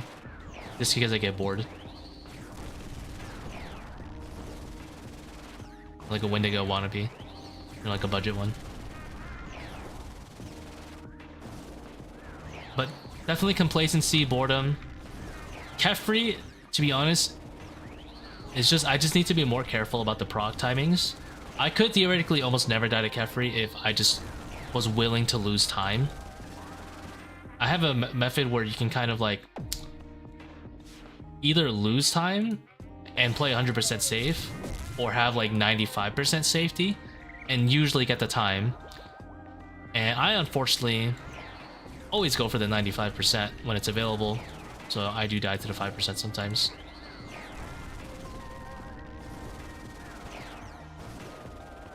Because I can't stand losing time.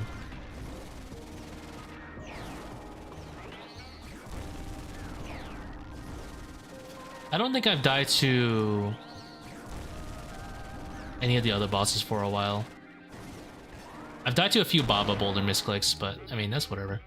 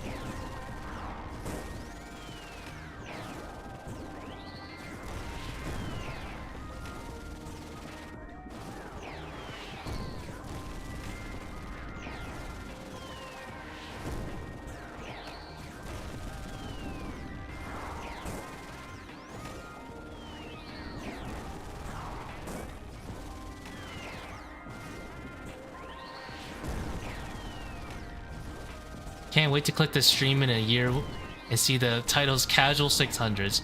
Nah, I would never do 600s. Just because the money doesn't scale past 550.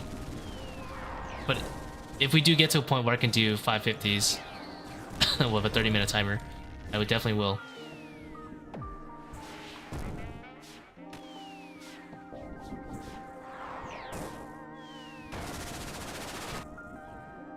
What a generous crocodile, only hitting me for 2.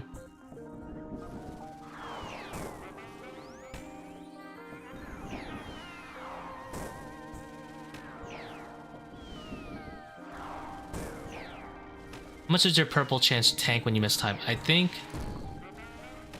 roughly 4%, I'm gonna guess. I think roughly to about 14%. Might be 13. Because it goes down to what, 520? No, 515.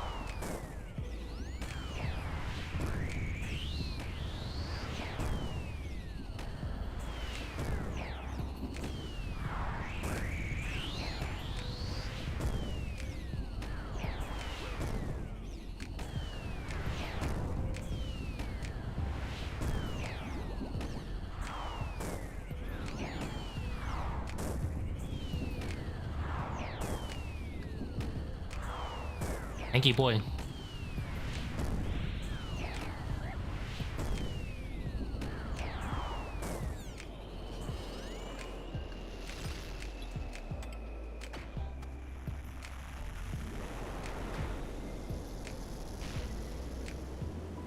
Never back to back to back. Well, I guess I'll sell my shadow that I got. Guess I have no other choice.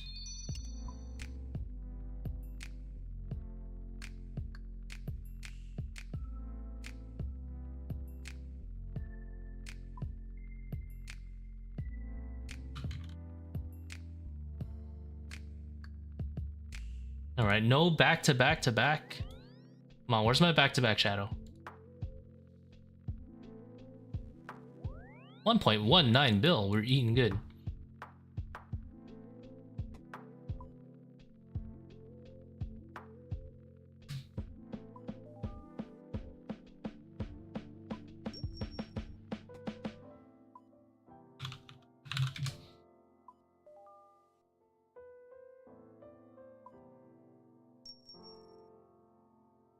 Or max cash. What do I do? I need to find something dumb to buy. I'll have to figure it out later. I have to figure out how to waste that money.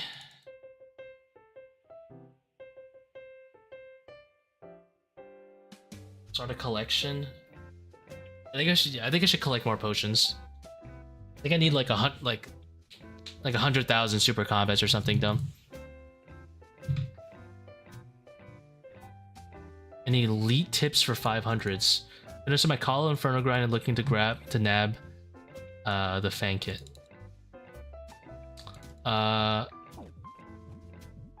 a good question. The usual Korean advice would be don't get hit. But I don't really know what you're struggling with is the problem.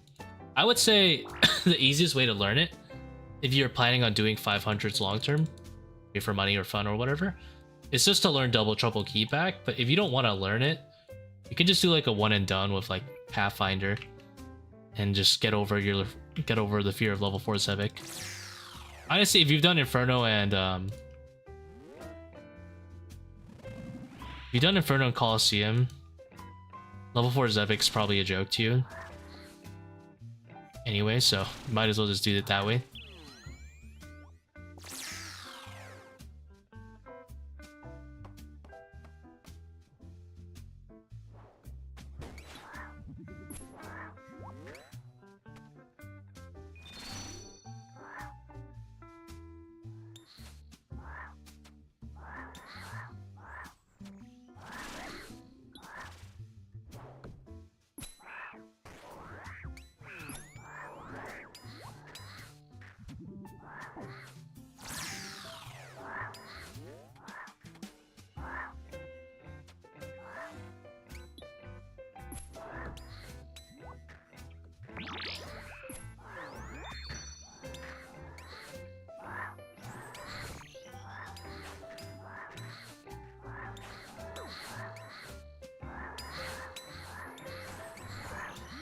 That was terrible volatile management right there. I gotta deal with these thralls for the rest of the kills.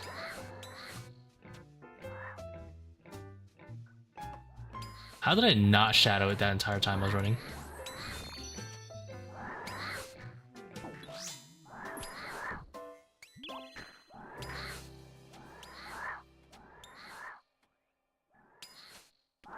This was a really bad monkey room.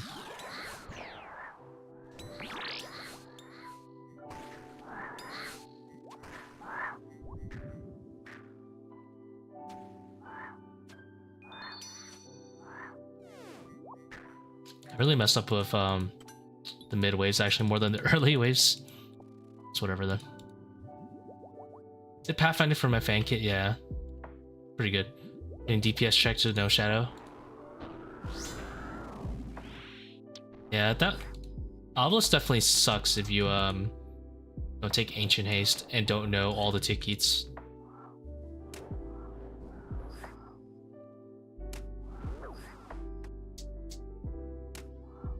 You can do Ancient Haste and not really know tickets, but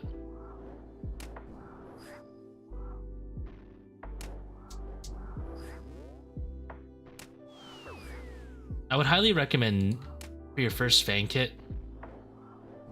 I probably wouldn't run overly draining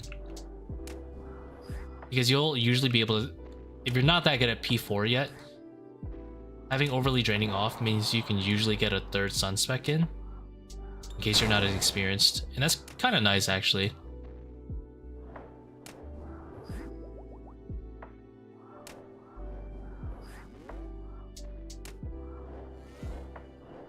Do you have any ranged baboons? I'm gonna let him hit me once.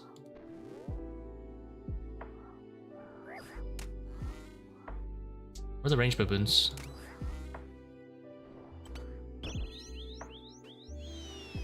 Interesting.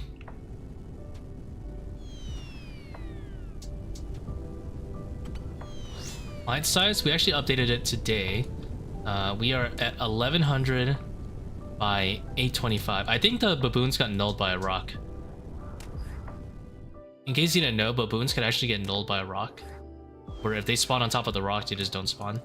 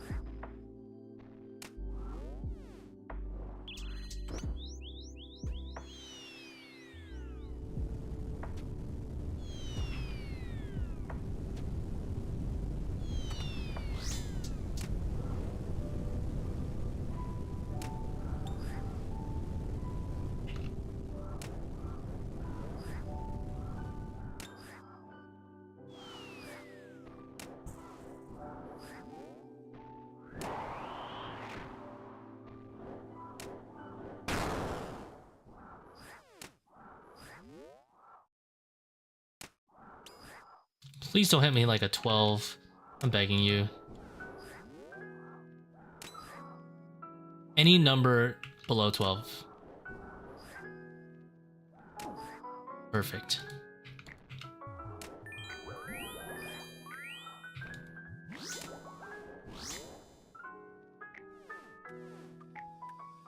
I barely drank a restore to save 1 tick. I did a whole combat restore for 1 tick. I could have just 6 ticked, but no. I wanted the tick.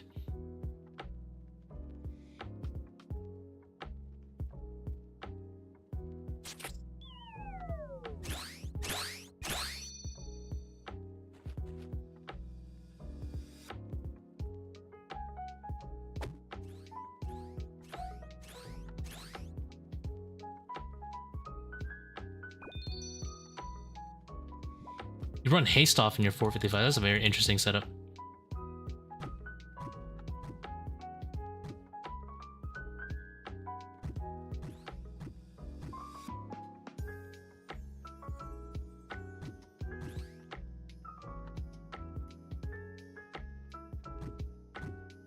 What do I prefer? I prefer Ancient Haste is what I do.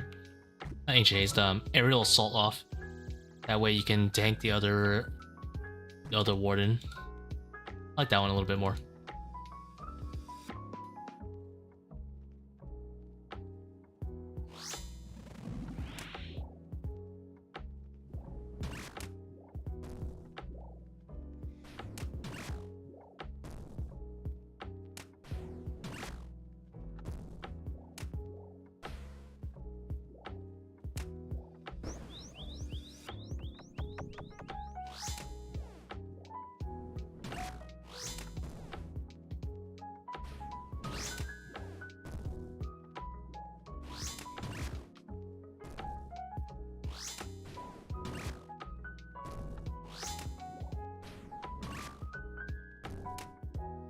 $213.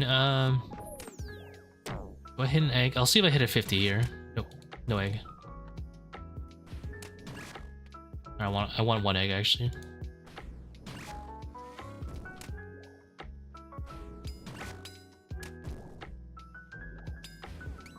Oh wait, don't hit the boss, don't hit the boss.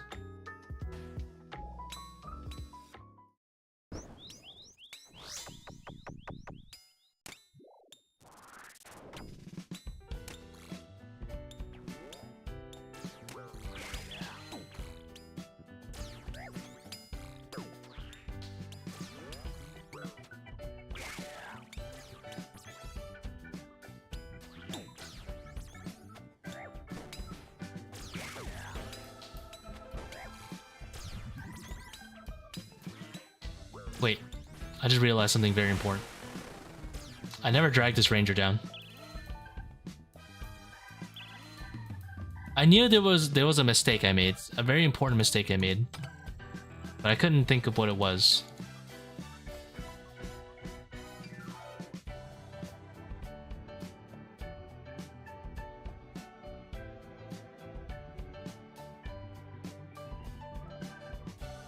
Oopsie.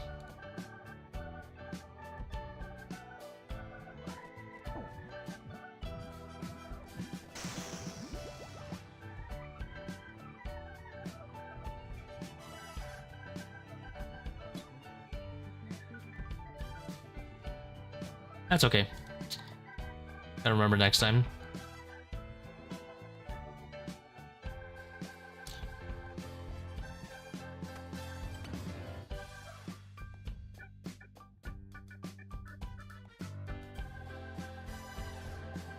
This inventory is a mess.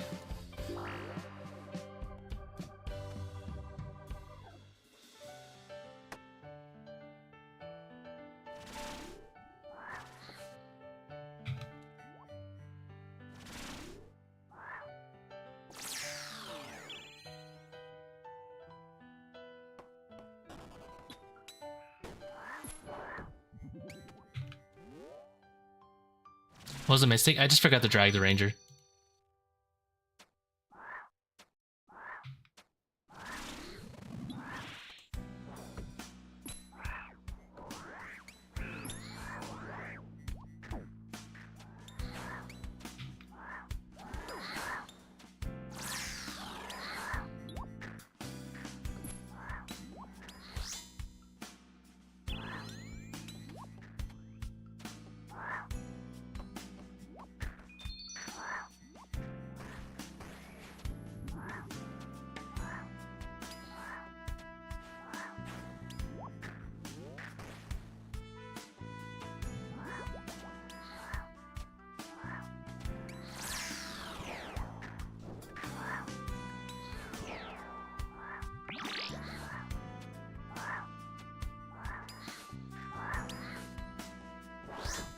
Oops.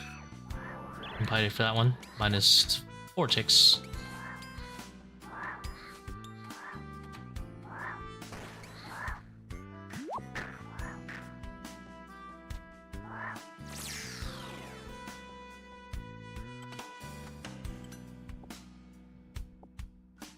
I walked a few tiles to the south side. Yes, no. So the problem was I walked south, but not enough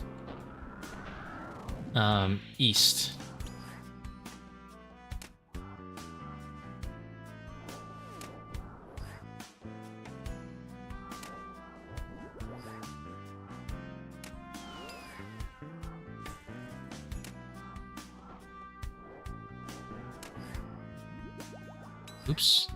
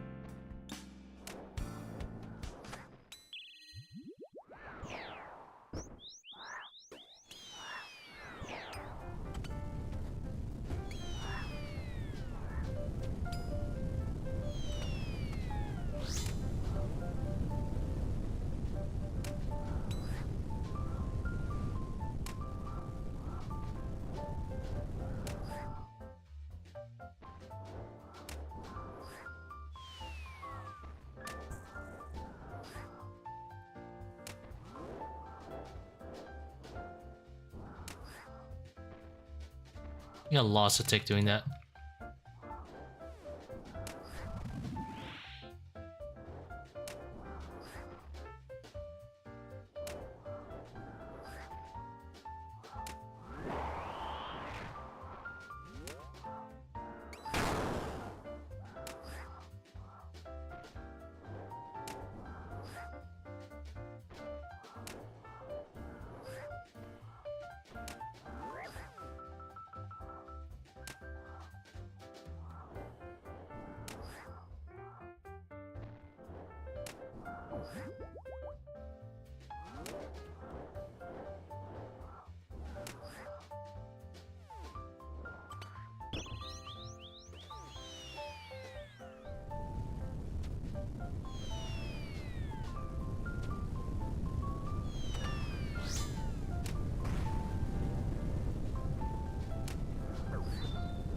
I was going for the most, for no reason, optimized blowpipe hit.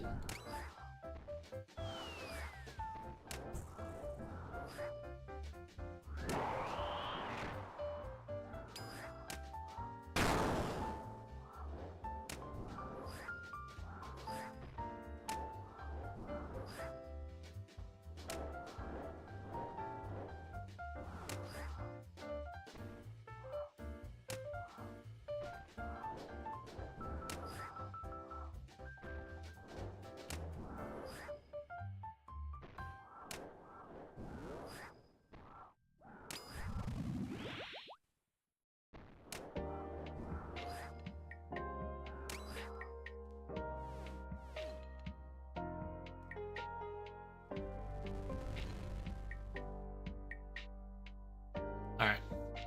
Back-to-back shadow, surely, right?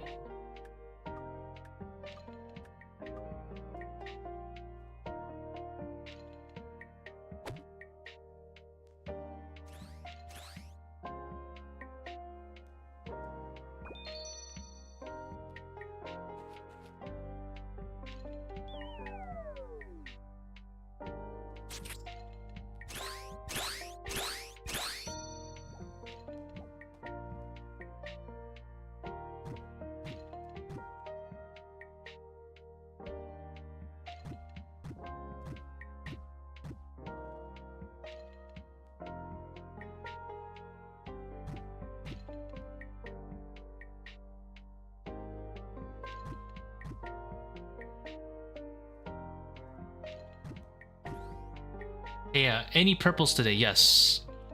We got Missouri Chaps start, and then a back-to-back into a shadow. And we are hunting the next purple as of now.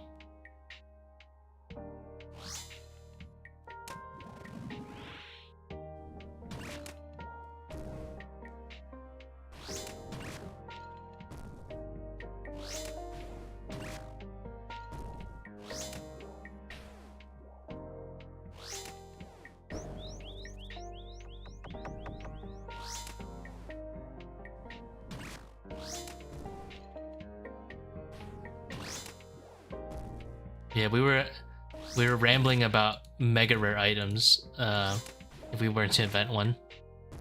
That was fun. fun creative session.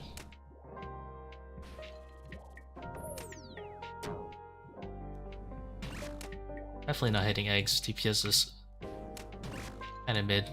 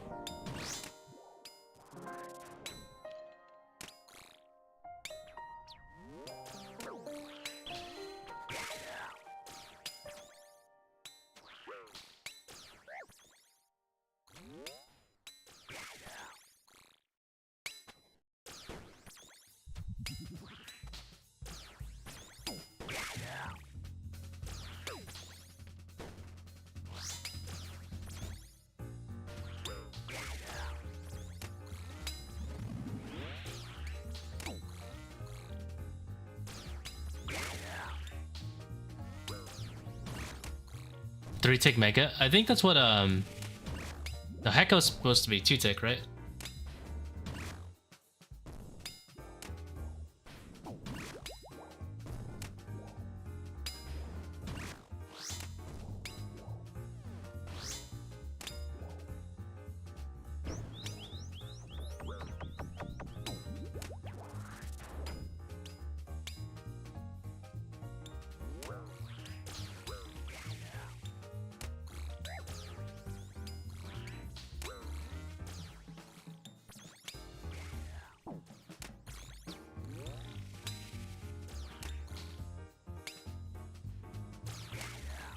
I just got range there.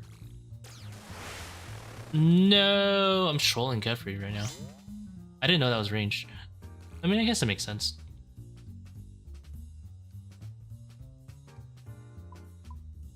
They kind of grief it. I want to optimize my Kephri start. I'll be honest. That first set, I got bit 47. It's a really rare chance to get bit by the melee, because they only give him one chance, but I want to remove that chance too. I want to optimize that bit. I think there's a little bit of optimization I can do there to remove that chance of getting bit.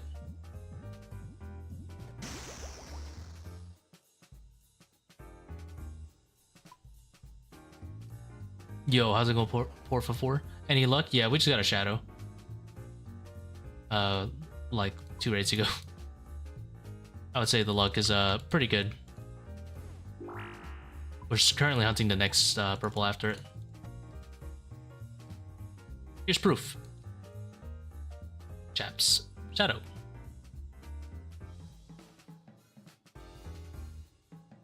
So, I get the back-to-back.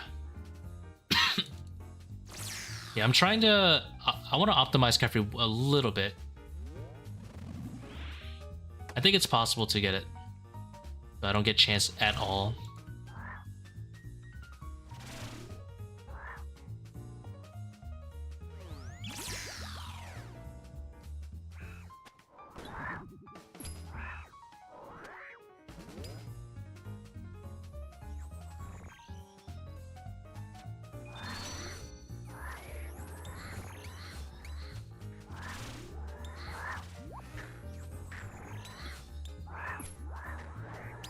This is a really suboptimal start.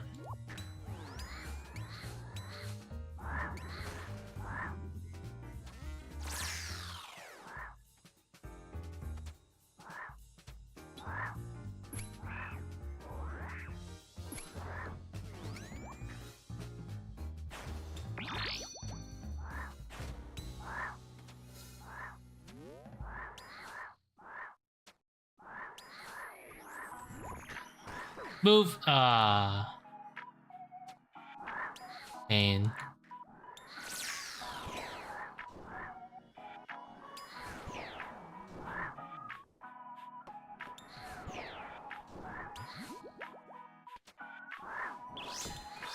Dang it. I turned it off. And then he hit me as he died. Oh, great.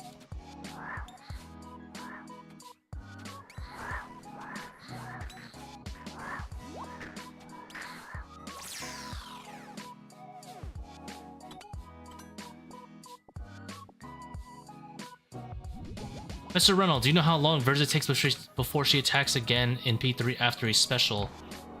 Are you talking about Green Ball specifically? That question is usually for Green Ball. It's 2 extra ticks.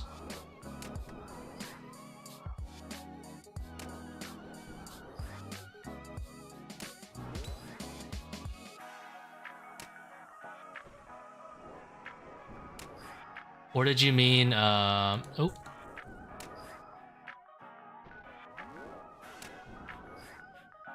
Am I saving up for anything? No.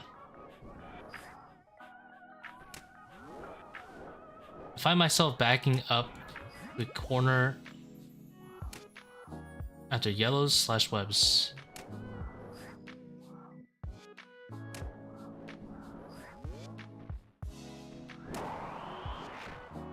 Well, it's just 4 attacks for any special.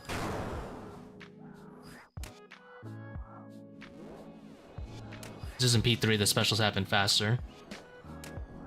Because she attacks every 5 ticks instead. Well, I guess P3 different than Enrage.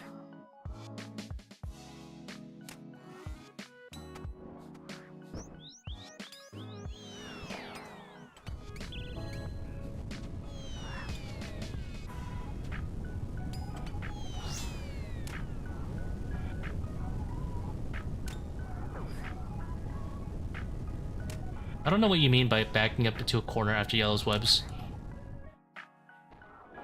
Got everything. I have everything I need, yeah.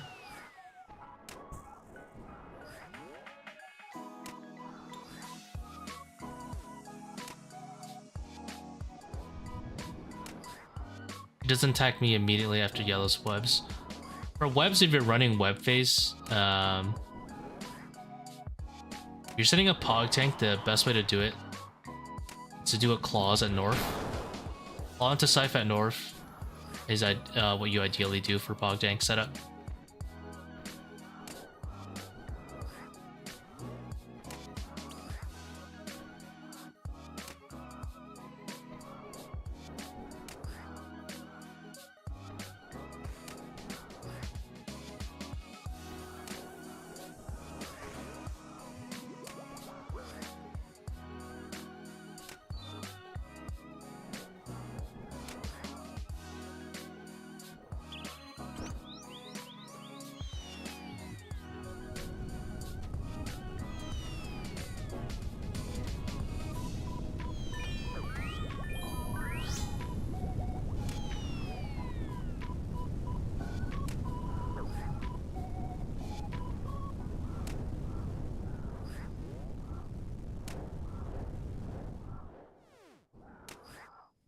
What do you do with the money you get from ToA?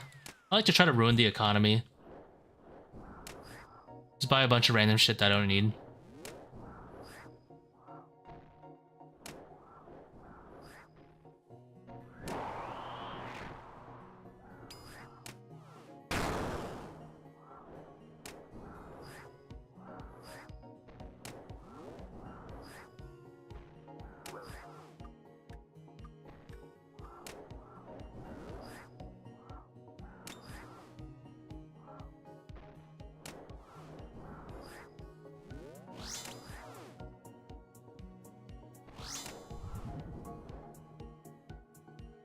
Typical rich person thing, just buy random shit that I don't need.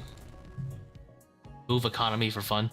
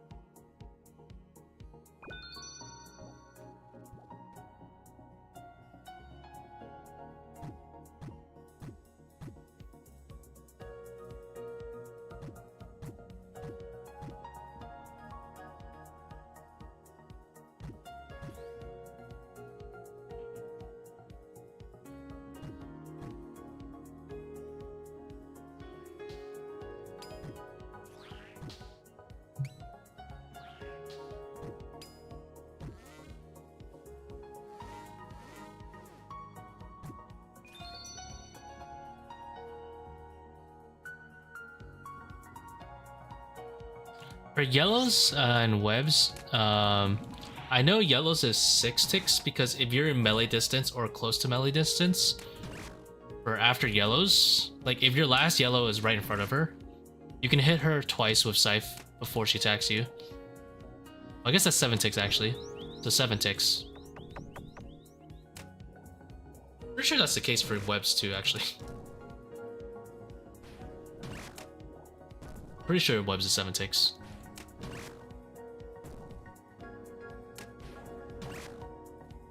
Be wrong, Mike.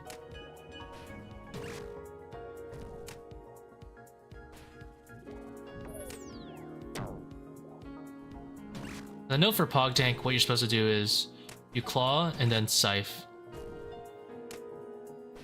Then do a step under. Claw Scythe into step under. Set up the Pog Tank.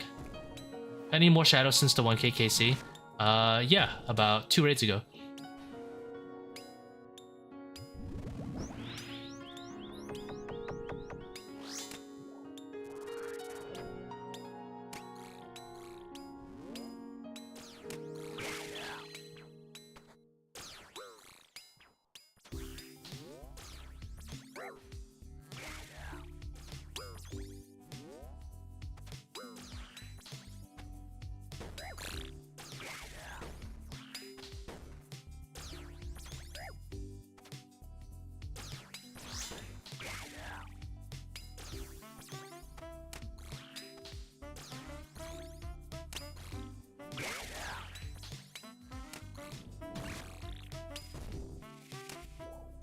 What are you running around, Kephri? I don't know.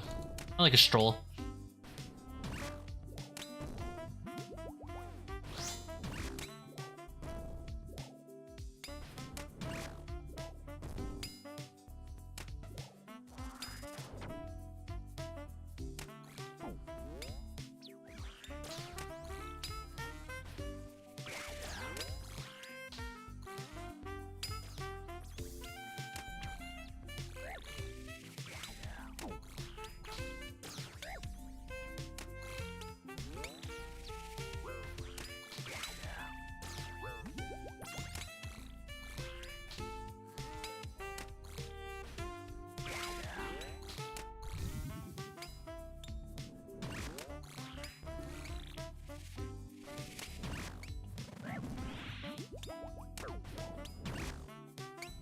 I usually watch the vids in the morning.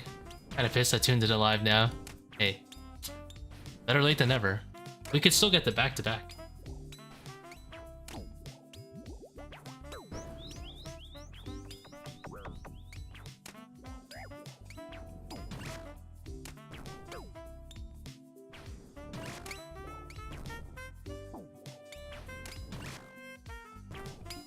I want to figure out how to optimize that right there. That bit. I pray melee versus the first melee, but I want to try to pray melee versus the second one too. This line is perfect.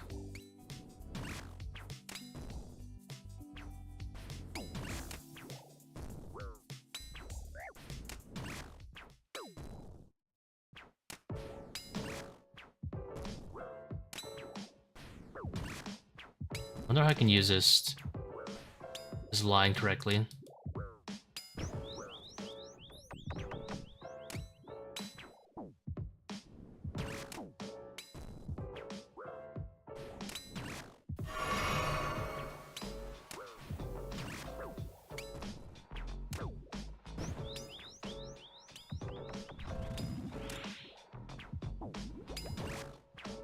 Just got back, Mr. Run. Any purples? Yeah, we got a shadow.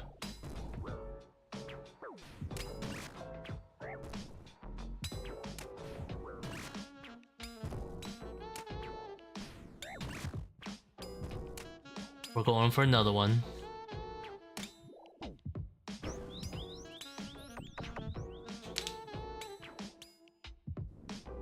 Well, GC, thank you very much.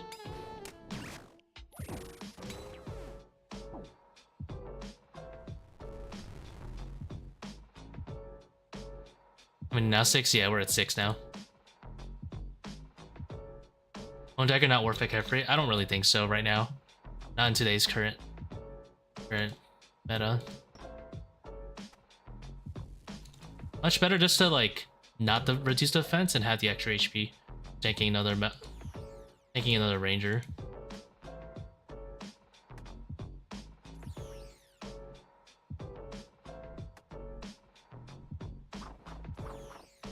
.545 average rate for Shadow.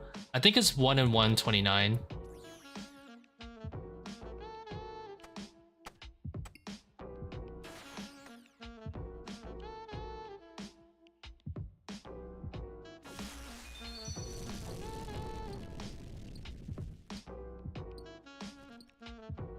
Who's that crazy? 1 in 129 for a mega rare.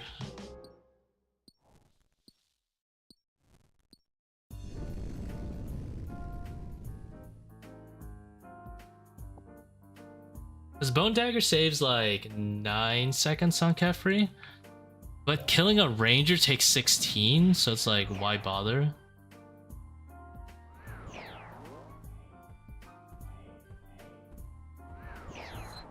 No, I messed up.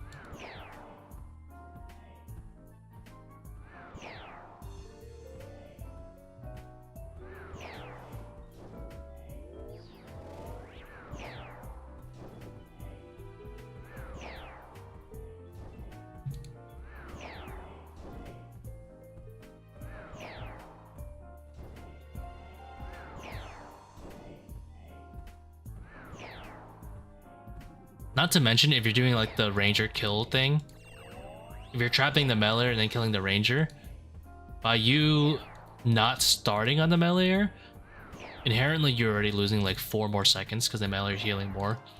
You're losing like 20 seconds.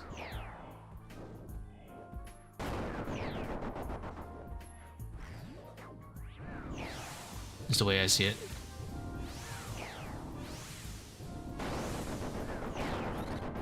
You speak to any famous players? Not really. I'm very arrogant. I don't speak to anyone.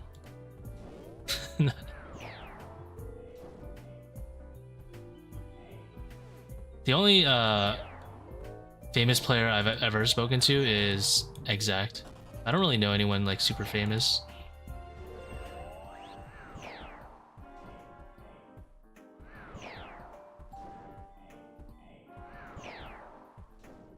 Like, I've never spoken to Oda Block or Bodhi.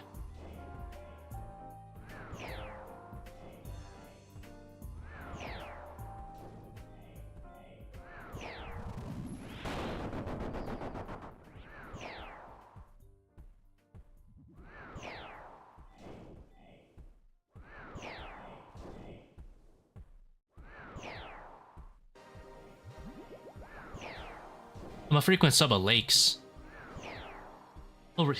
I know Lake recognizes me on stream, but I have Exact added.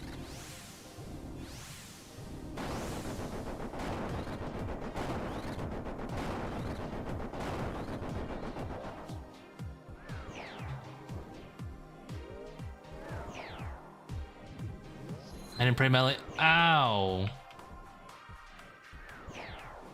I double clicked the pray melee.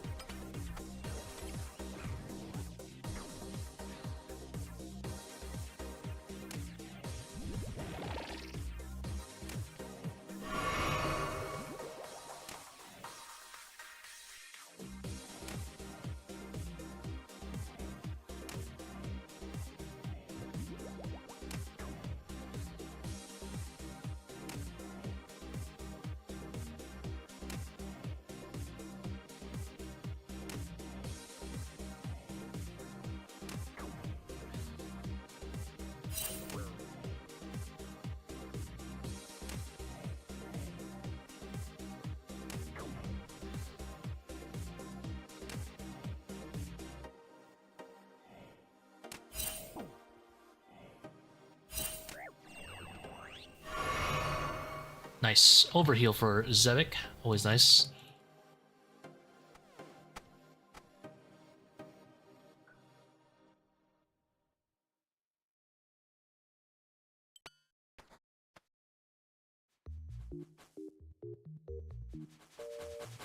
Maybe one less restore. Yeah.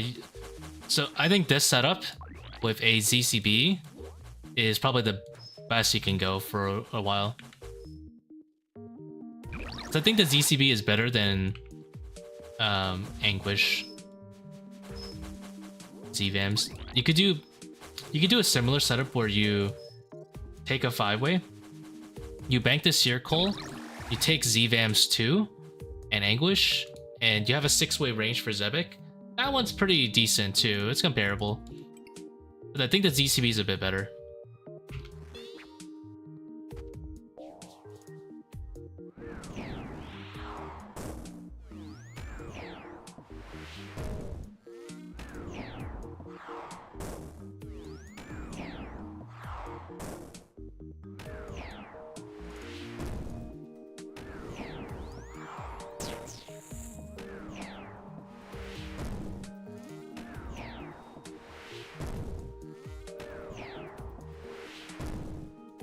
This is definitely the chillest setup you can get.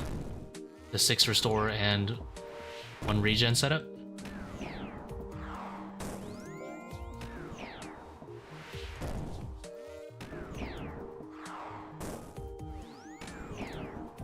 Drop the ego at Akkha's come phase. Dude, that guy is dangerous.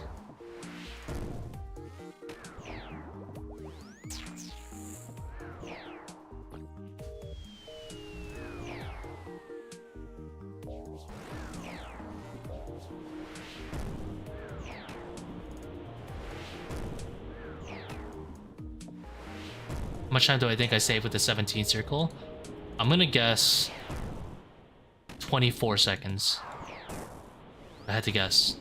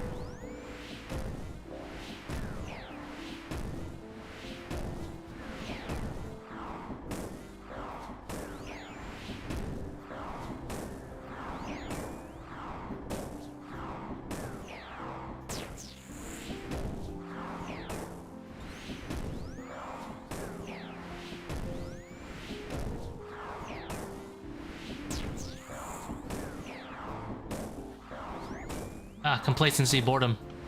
Getting me.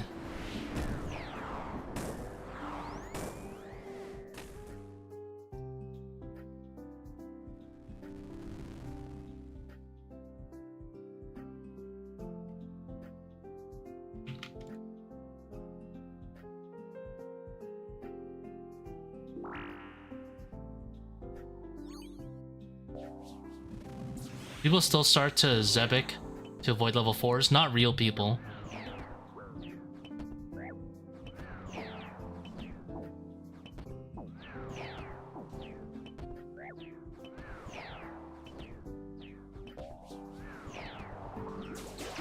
It is the year 2024, hell. 2024. If you're starting Zebak, how dare you? Not real people.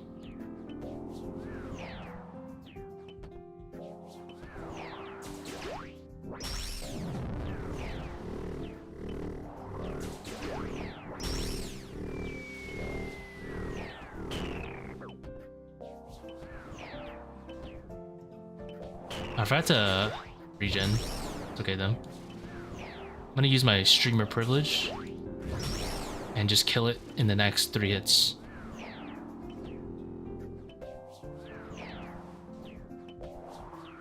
Dang it. It was close.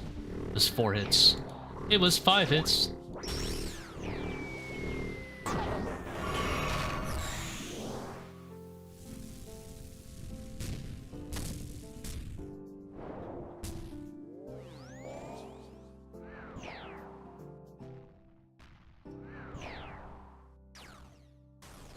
The only time I think Z-Cab is justifiable is if it's your very first Fang kit and you're scared. That's pretty much it.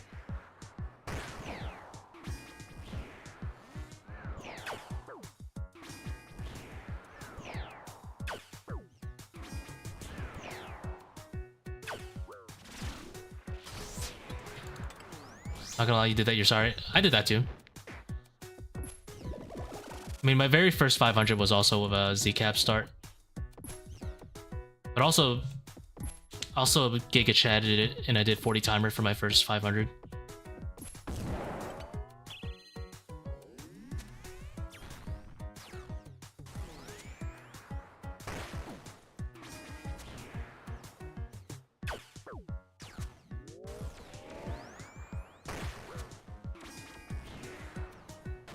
Oh, that isn't dangerous.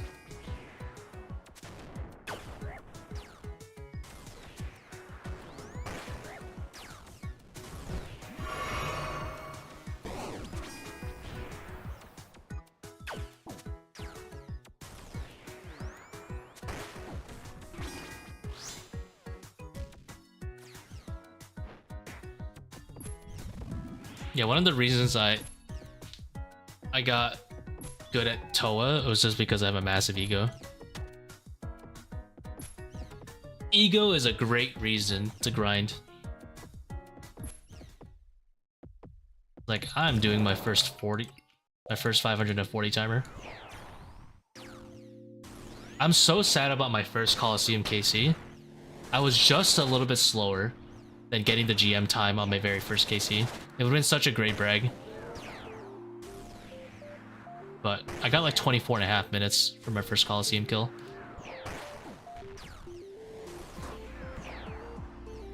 I mean, it was before they released the Grandmaster time, so we didn't really know how fast it would be. But it would have been such a good brag.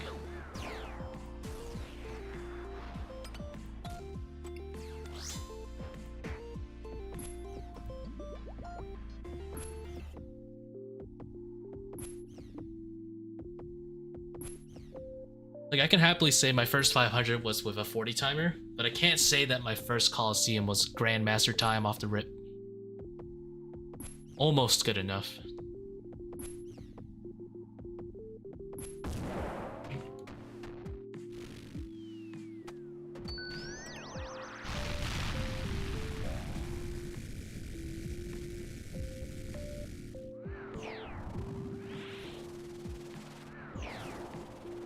What's GM time for Coliseum? 24 minutes. So I was like 30 seconds off.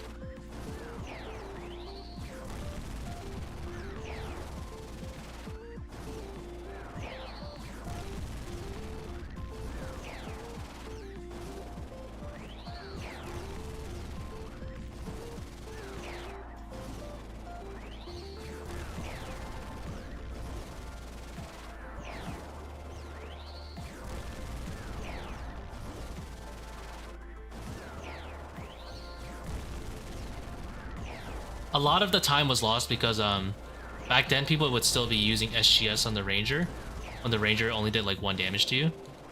That definitely ate up a lot of time compared to just spamming claws.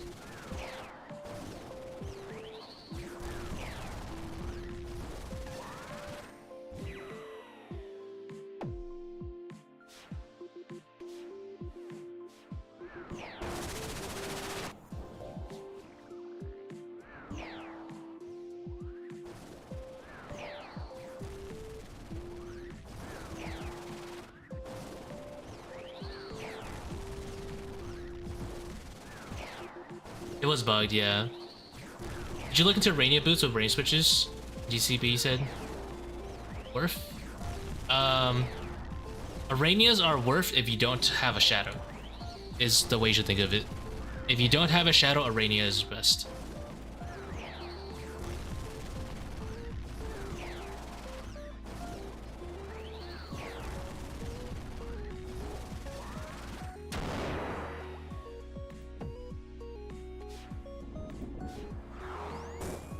Because when you own a shadow, you want to be doing a Prims and Eternal switch. And when you don't own a shadow, you just want to camp Arania the entire way.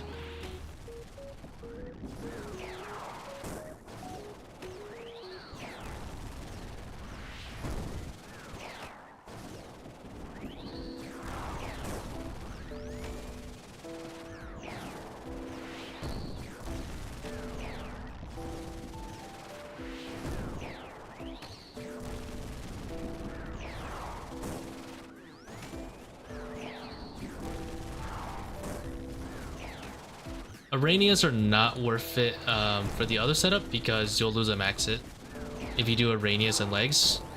If you drop to -5 strength from like full Torva, then you'll lose a max hit on the Fang. That's not worth. Or it might be a min hit, but whichever. So you can lose up to -4.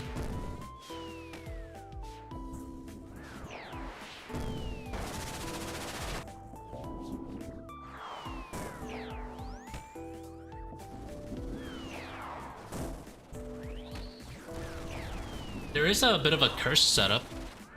There's like a similar rebuild setup to the Prim's Masori legs combo, which is Aranias and Eclipse legs. That one is that one's like a little bit of a cursed budget. That's also -4. Eclipse legs give +1, but not as good, obviously.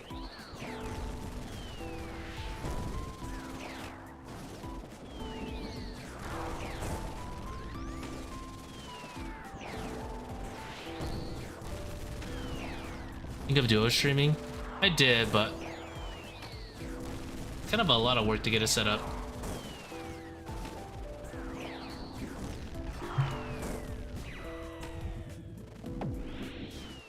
I should just stop being lazy and do it, but it is a lot of work. I'm lazy.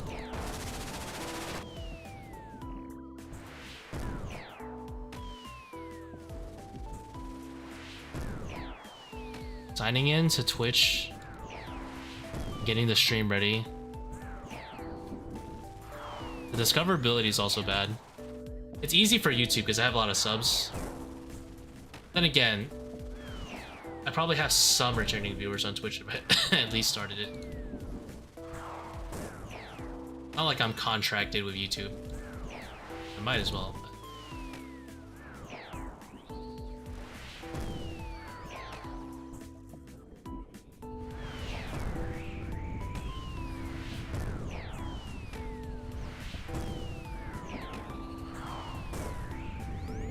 Magus over Rancor? Wait, what? I don't know. Those are two separate things, sir. One is a ring, one is an amulet.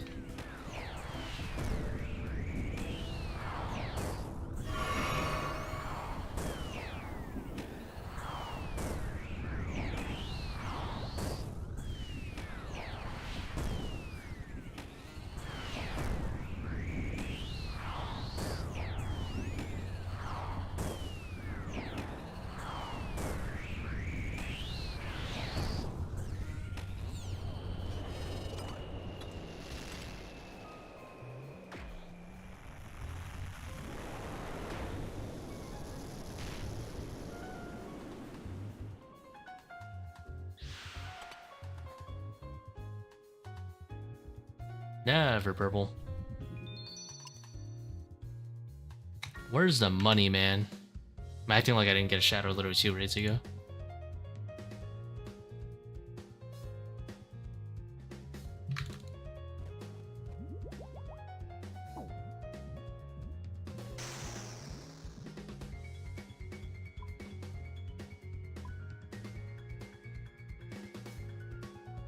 Built another Rancor and sold my last one for full Masori. I would have done Magus over Missouri, to be honest. But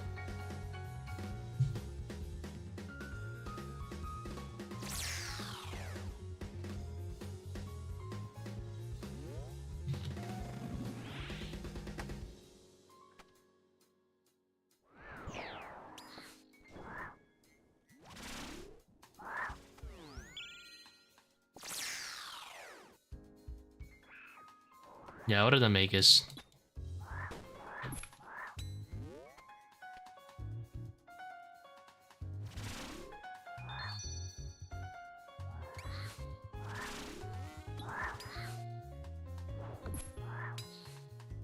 Magus is good.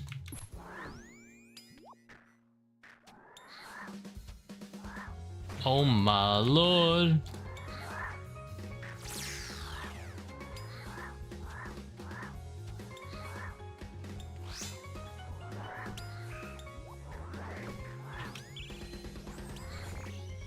That one tile away just... right?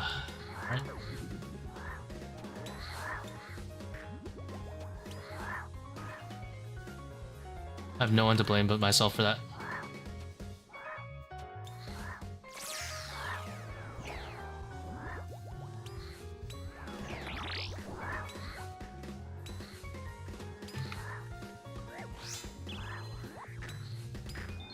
And the ranged monkey maxes me 17 soon. Come on, bro.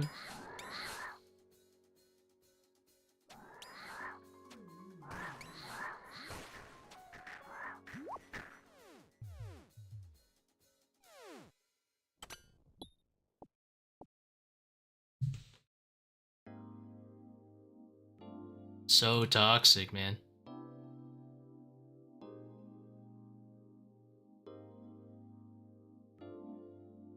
If he didn't max me 17, I was chilling. He had to do me dirty too.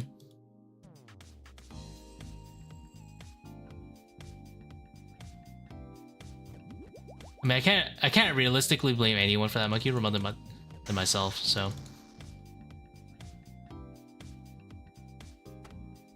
I don't really have an excuse. It's just like, it was all my fault anyway.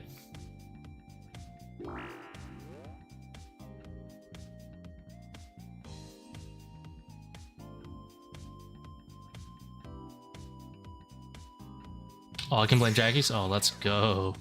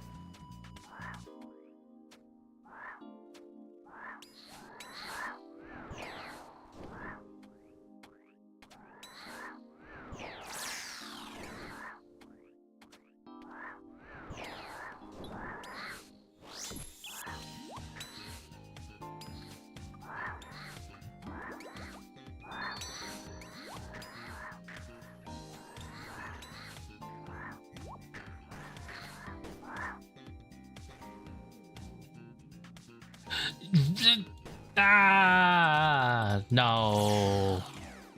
My 135. That was like 137. Ruined by the 1 HP thrall hiding behind the statue, which doesn't go through monsters because death animations take forever.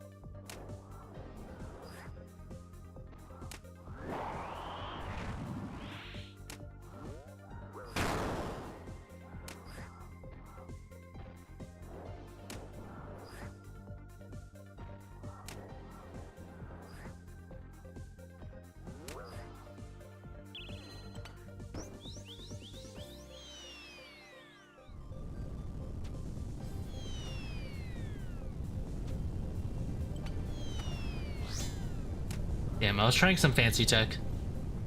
It didn't work.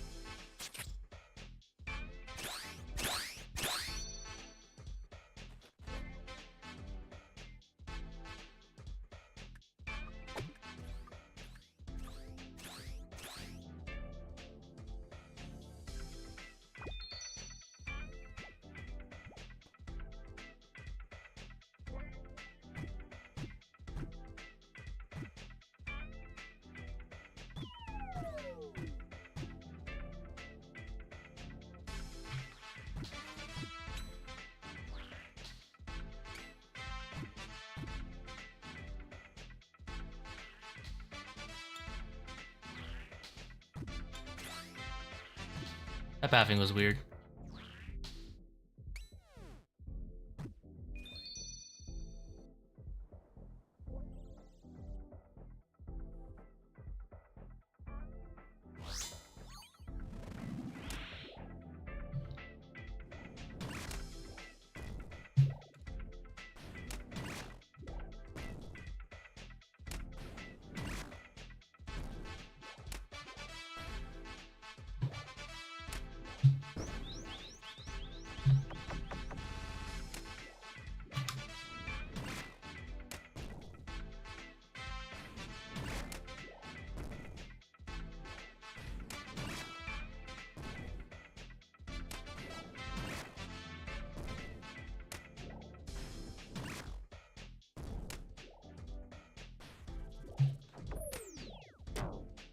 $233. Not gonna risk it. No egg hunting.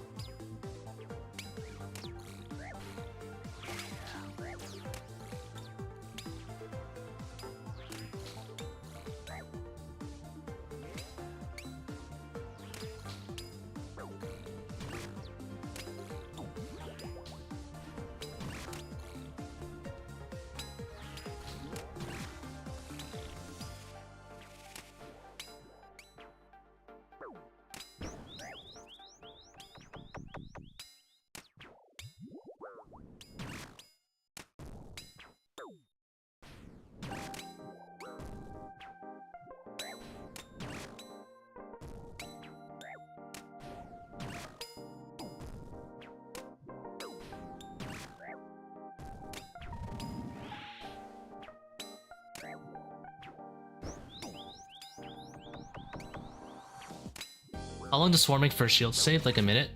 I'm gonna guess about 45 seconds. I don't know about a whole minute.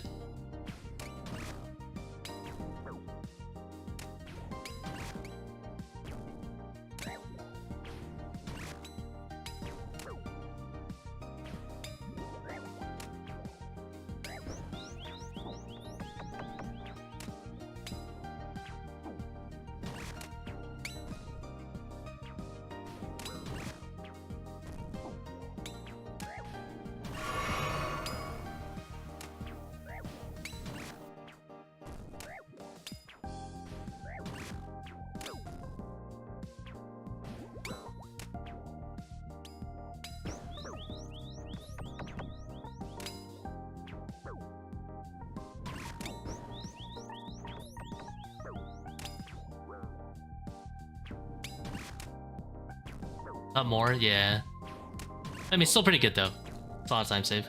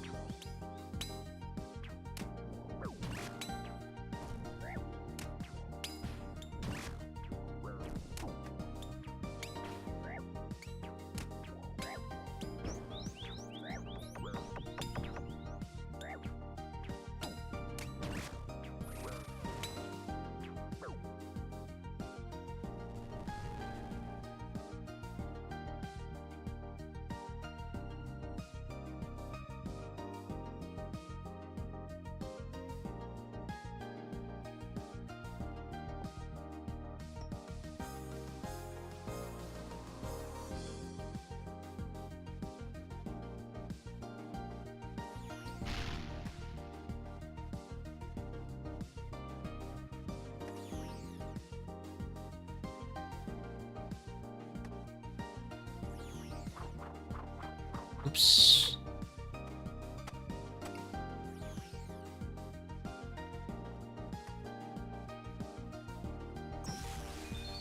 Nice. The running mirror tech has saved the day.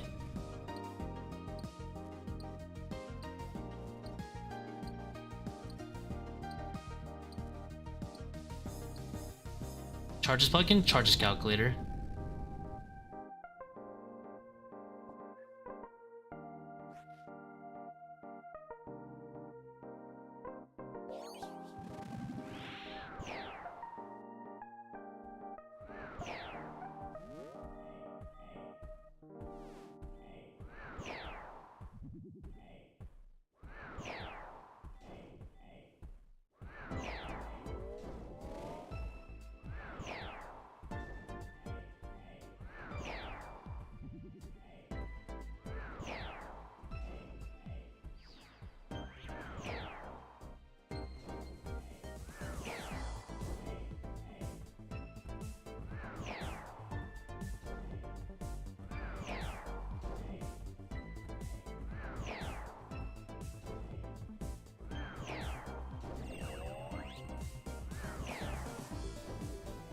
It's probably gonna be my last raid of the night, unless I get another like shadow or something.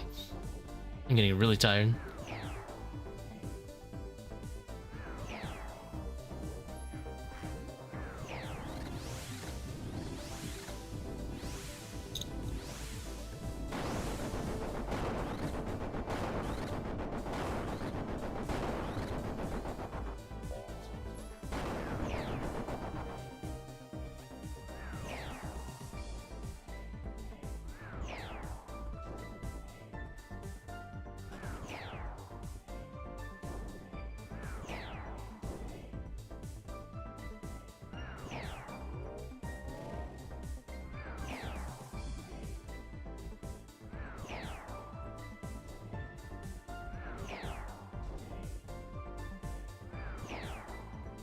Definitely failing this DPS check.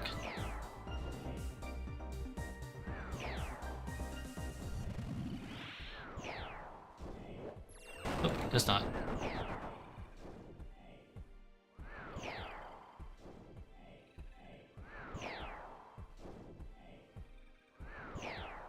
Got about 3 more shadows before he switches.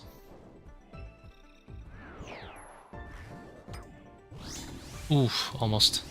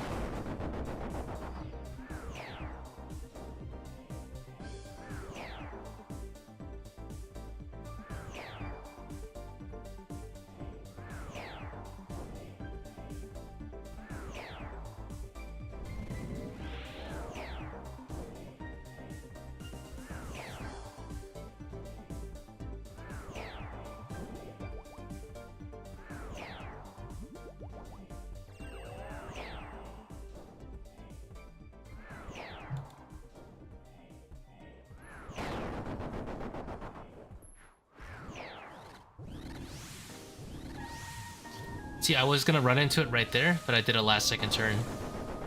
That's how you deal with double trouble. In case you mess up. Last minute turn is OP.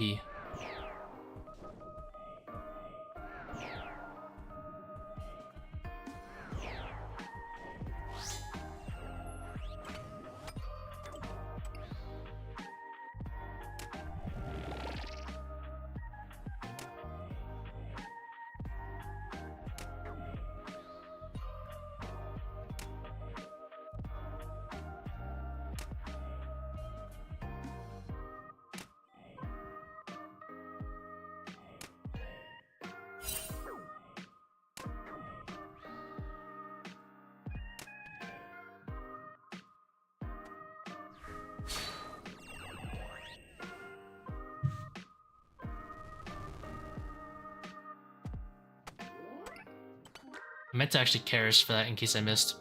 Or also because I could Sunbeer, but it is what it is.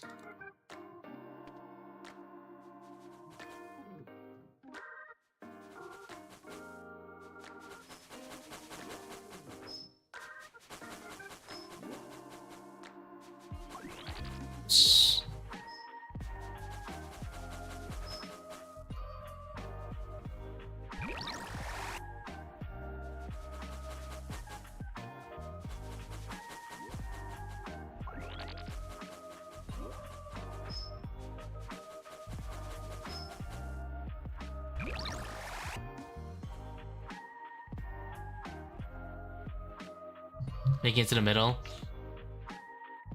Yeah, it's kind of like a weird skill to get when you first start.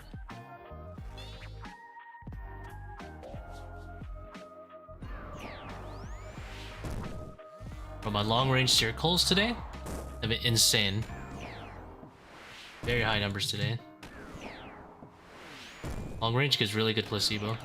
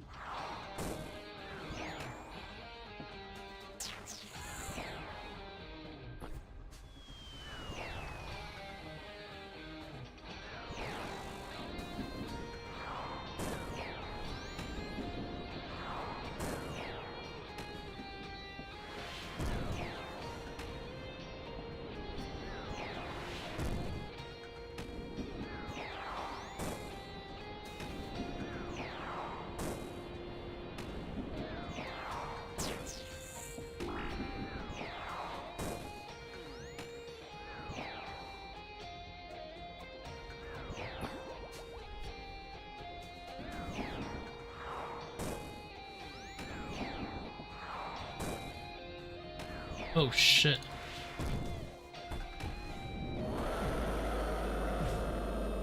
I'm too sleepy. I didn't even read that.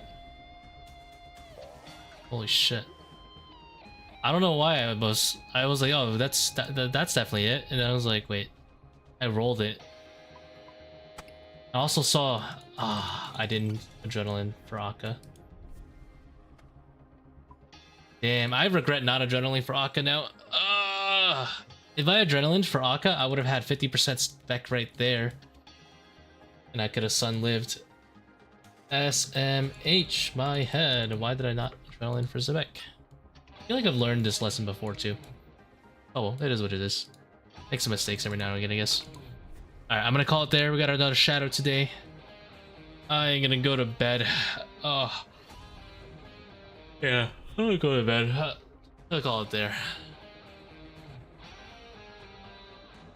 Thank you guys for watching. Pretty productive stream though. We got some monies right there.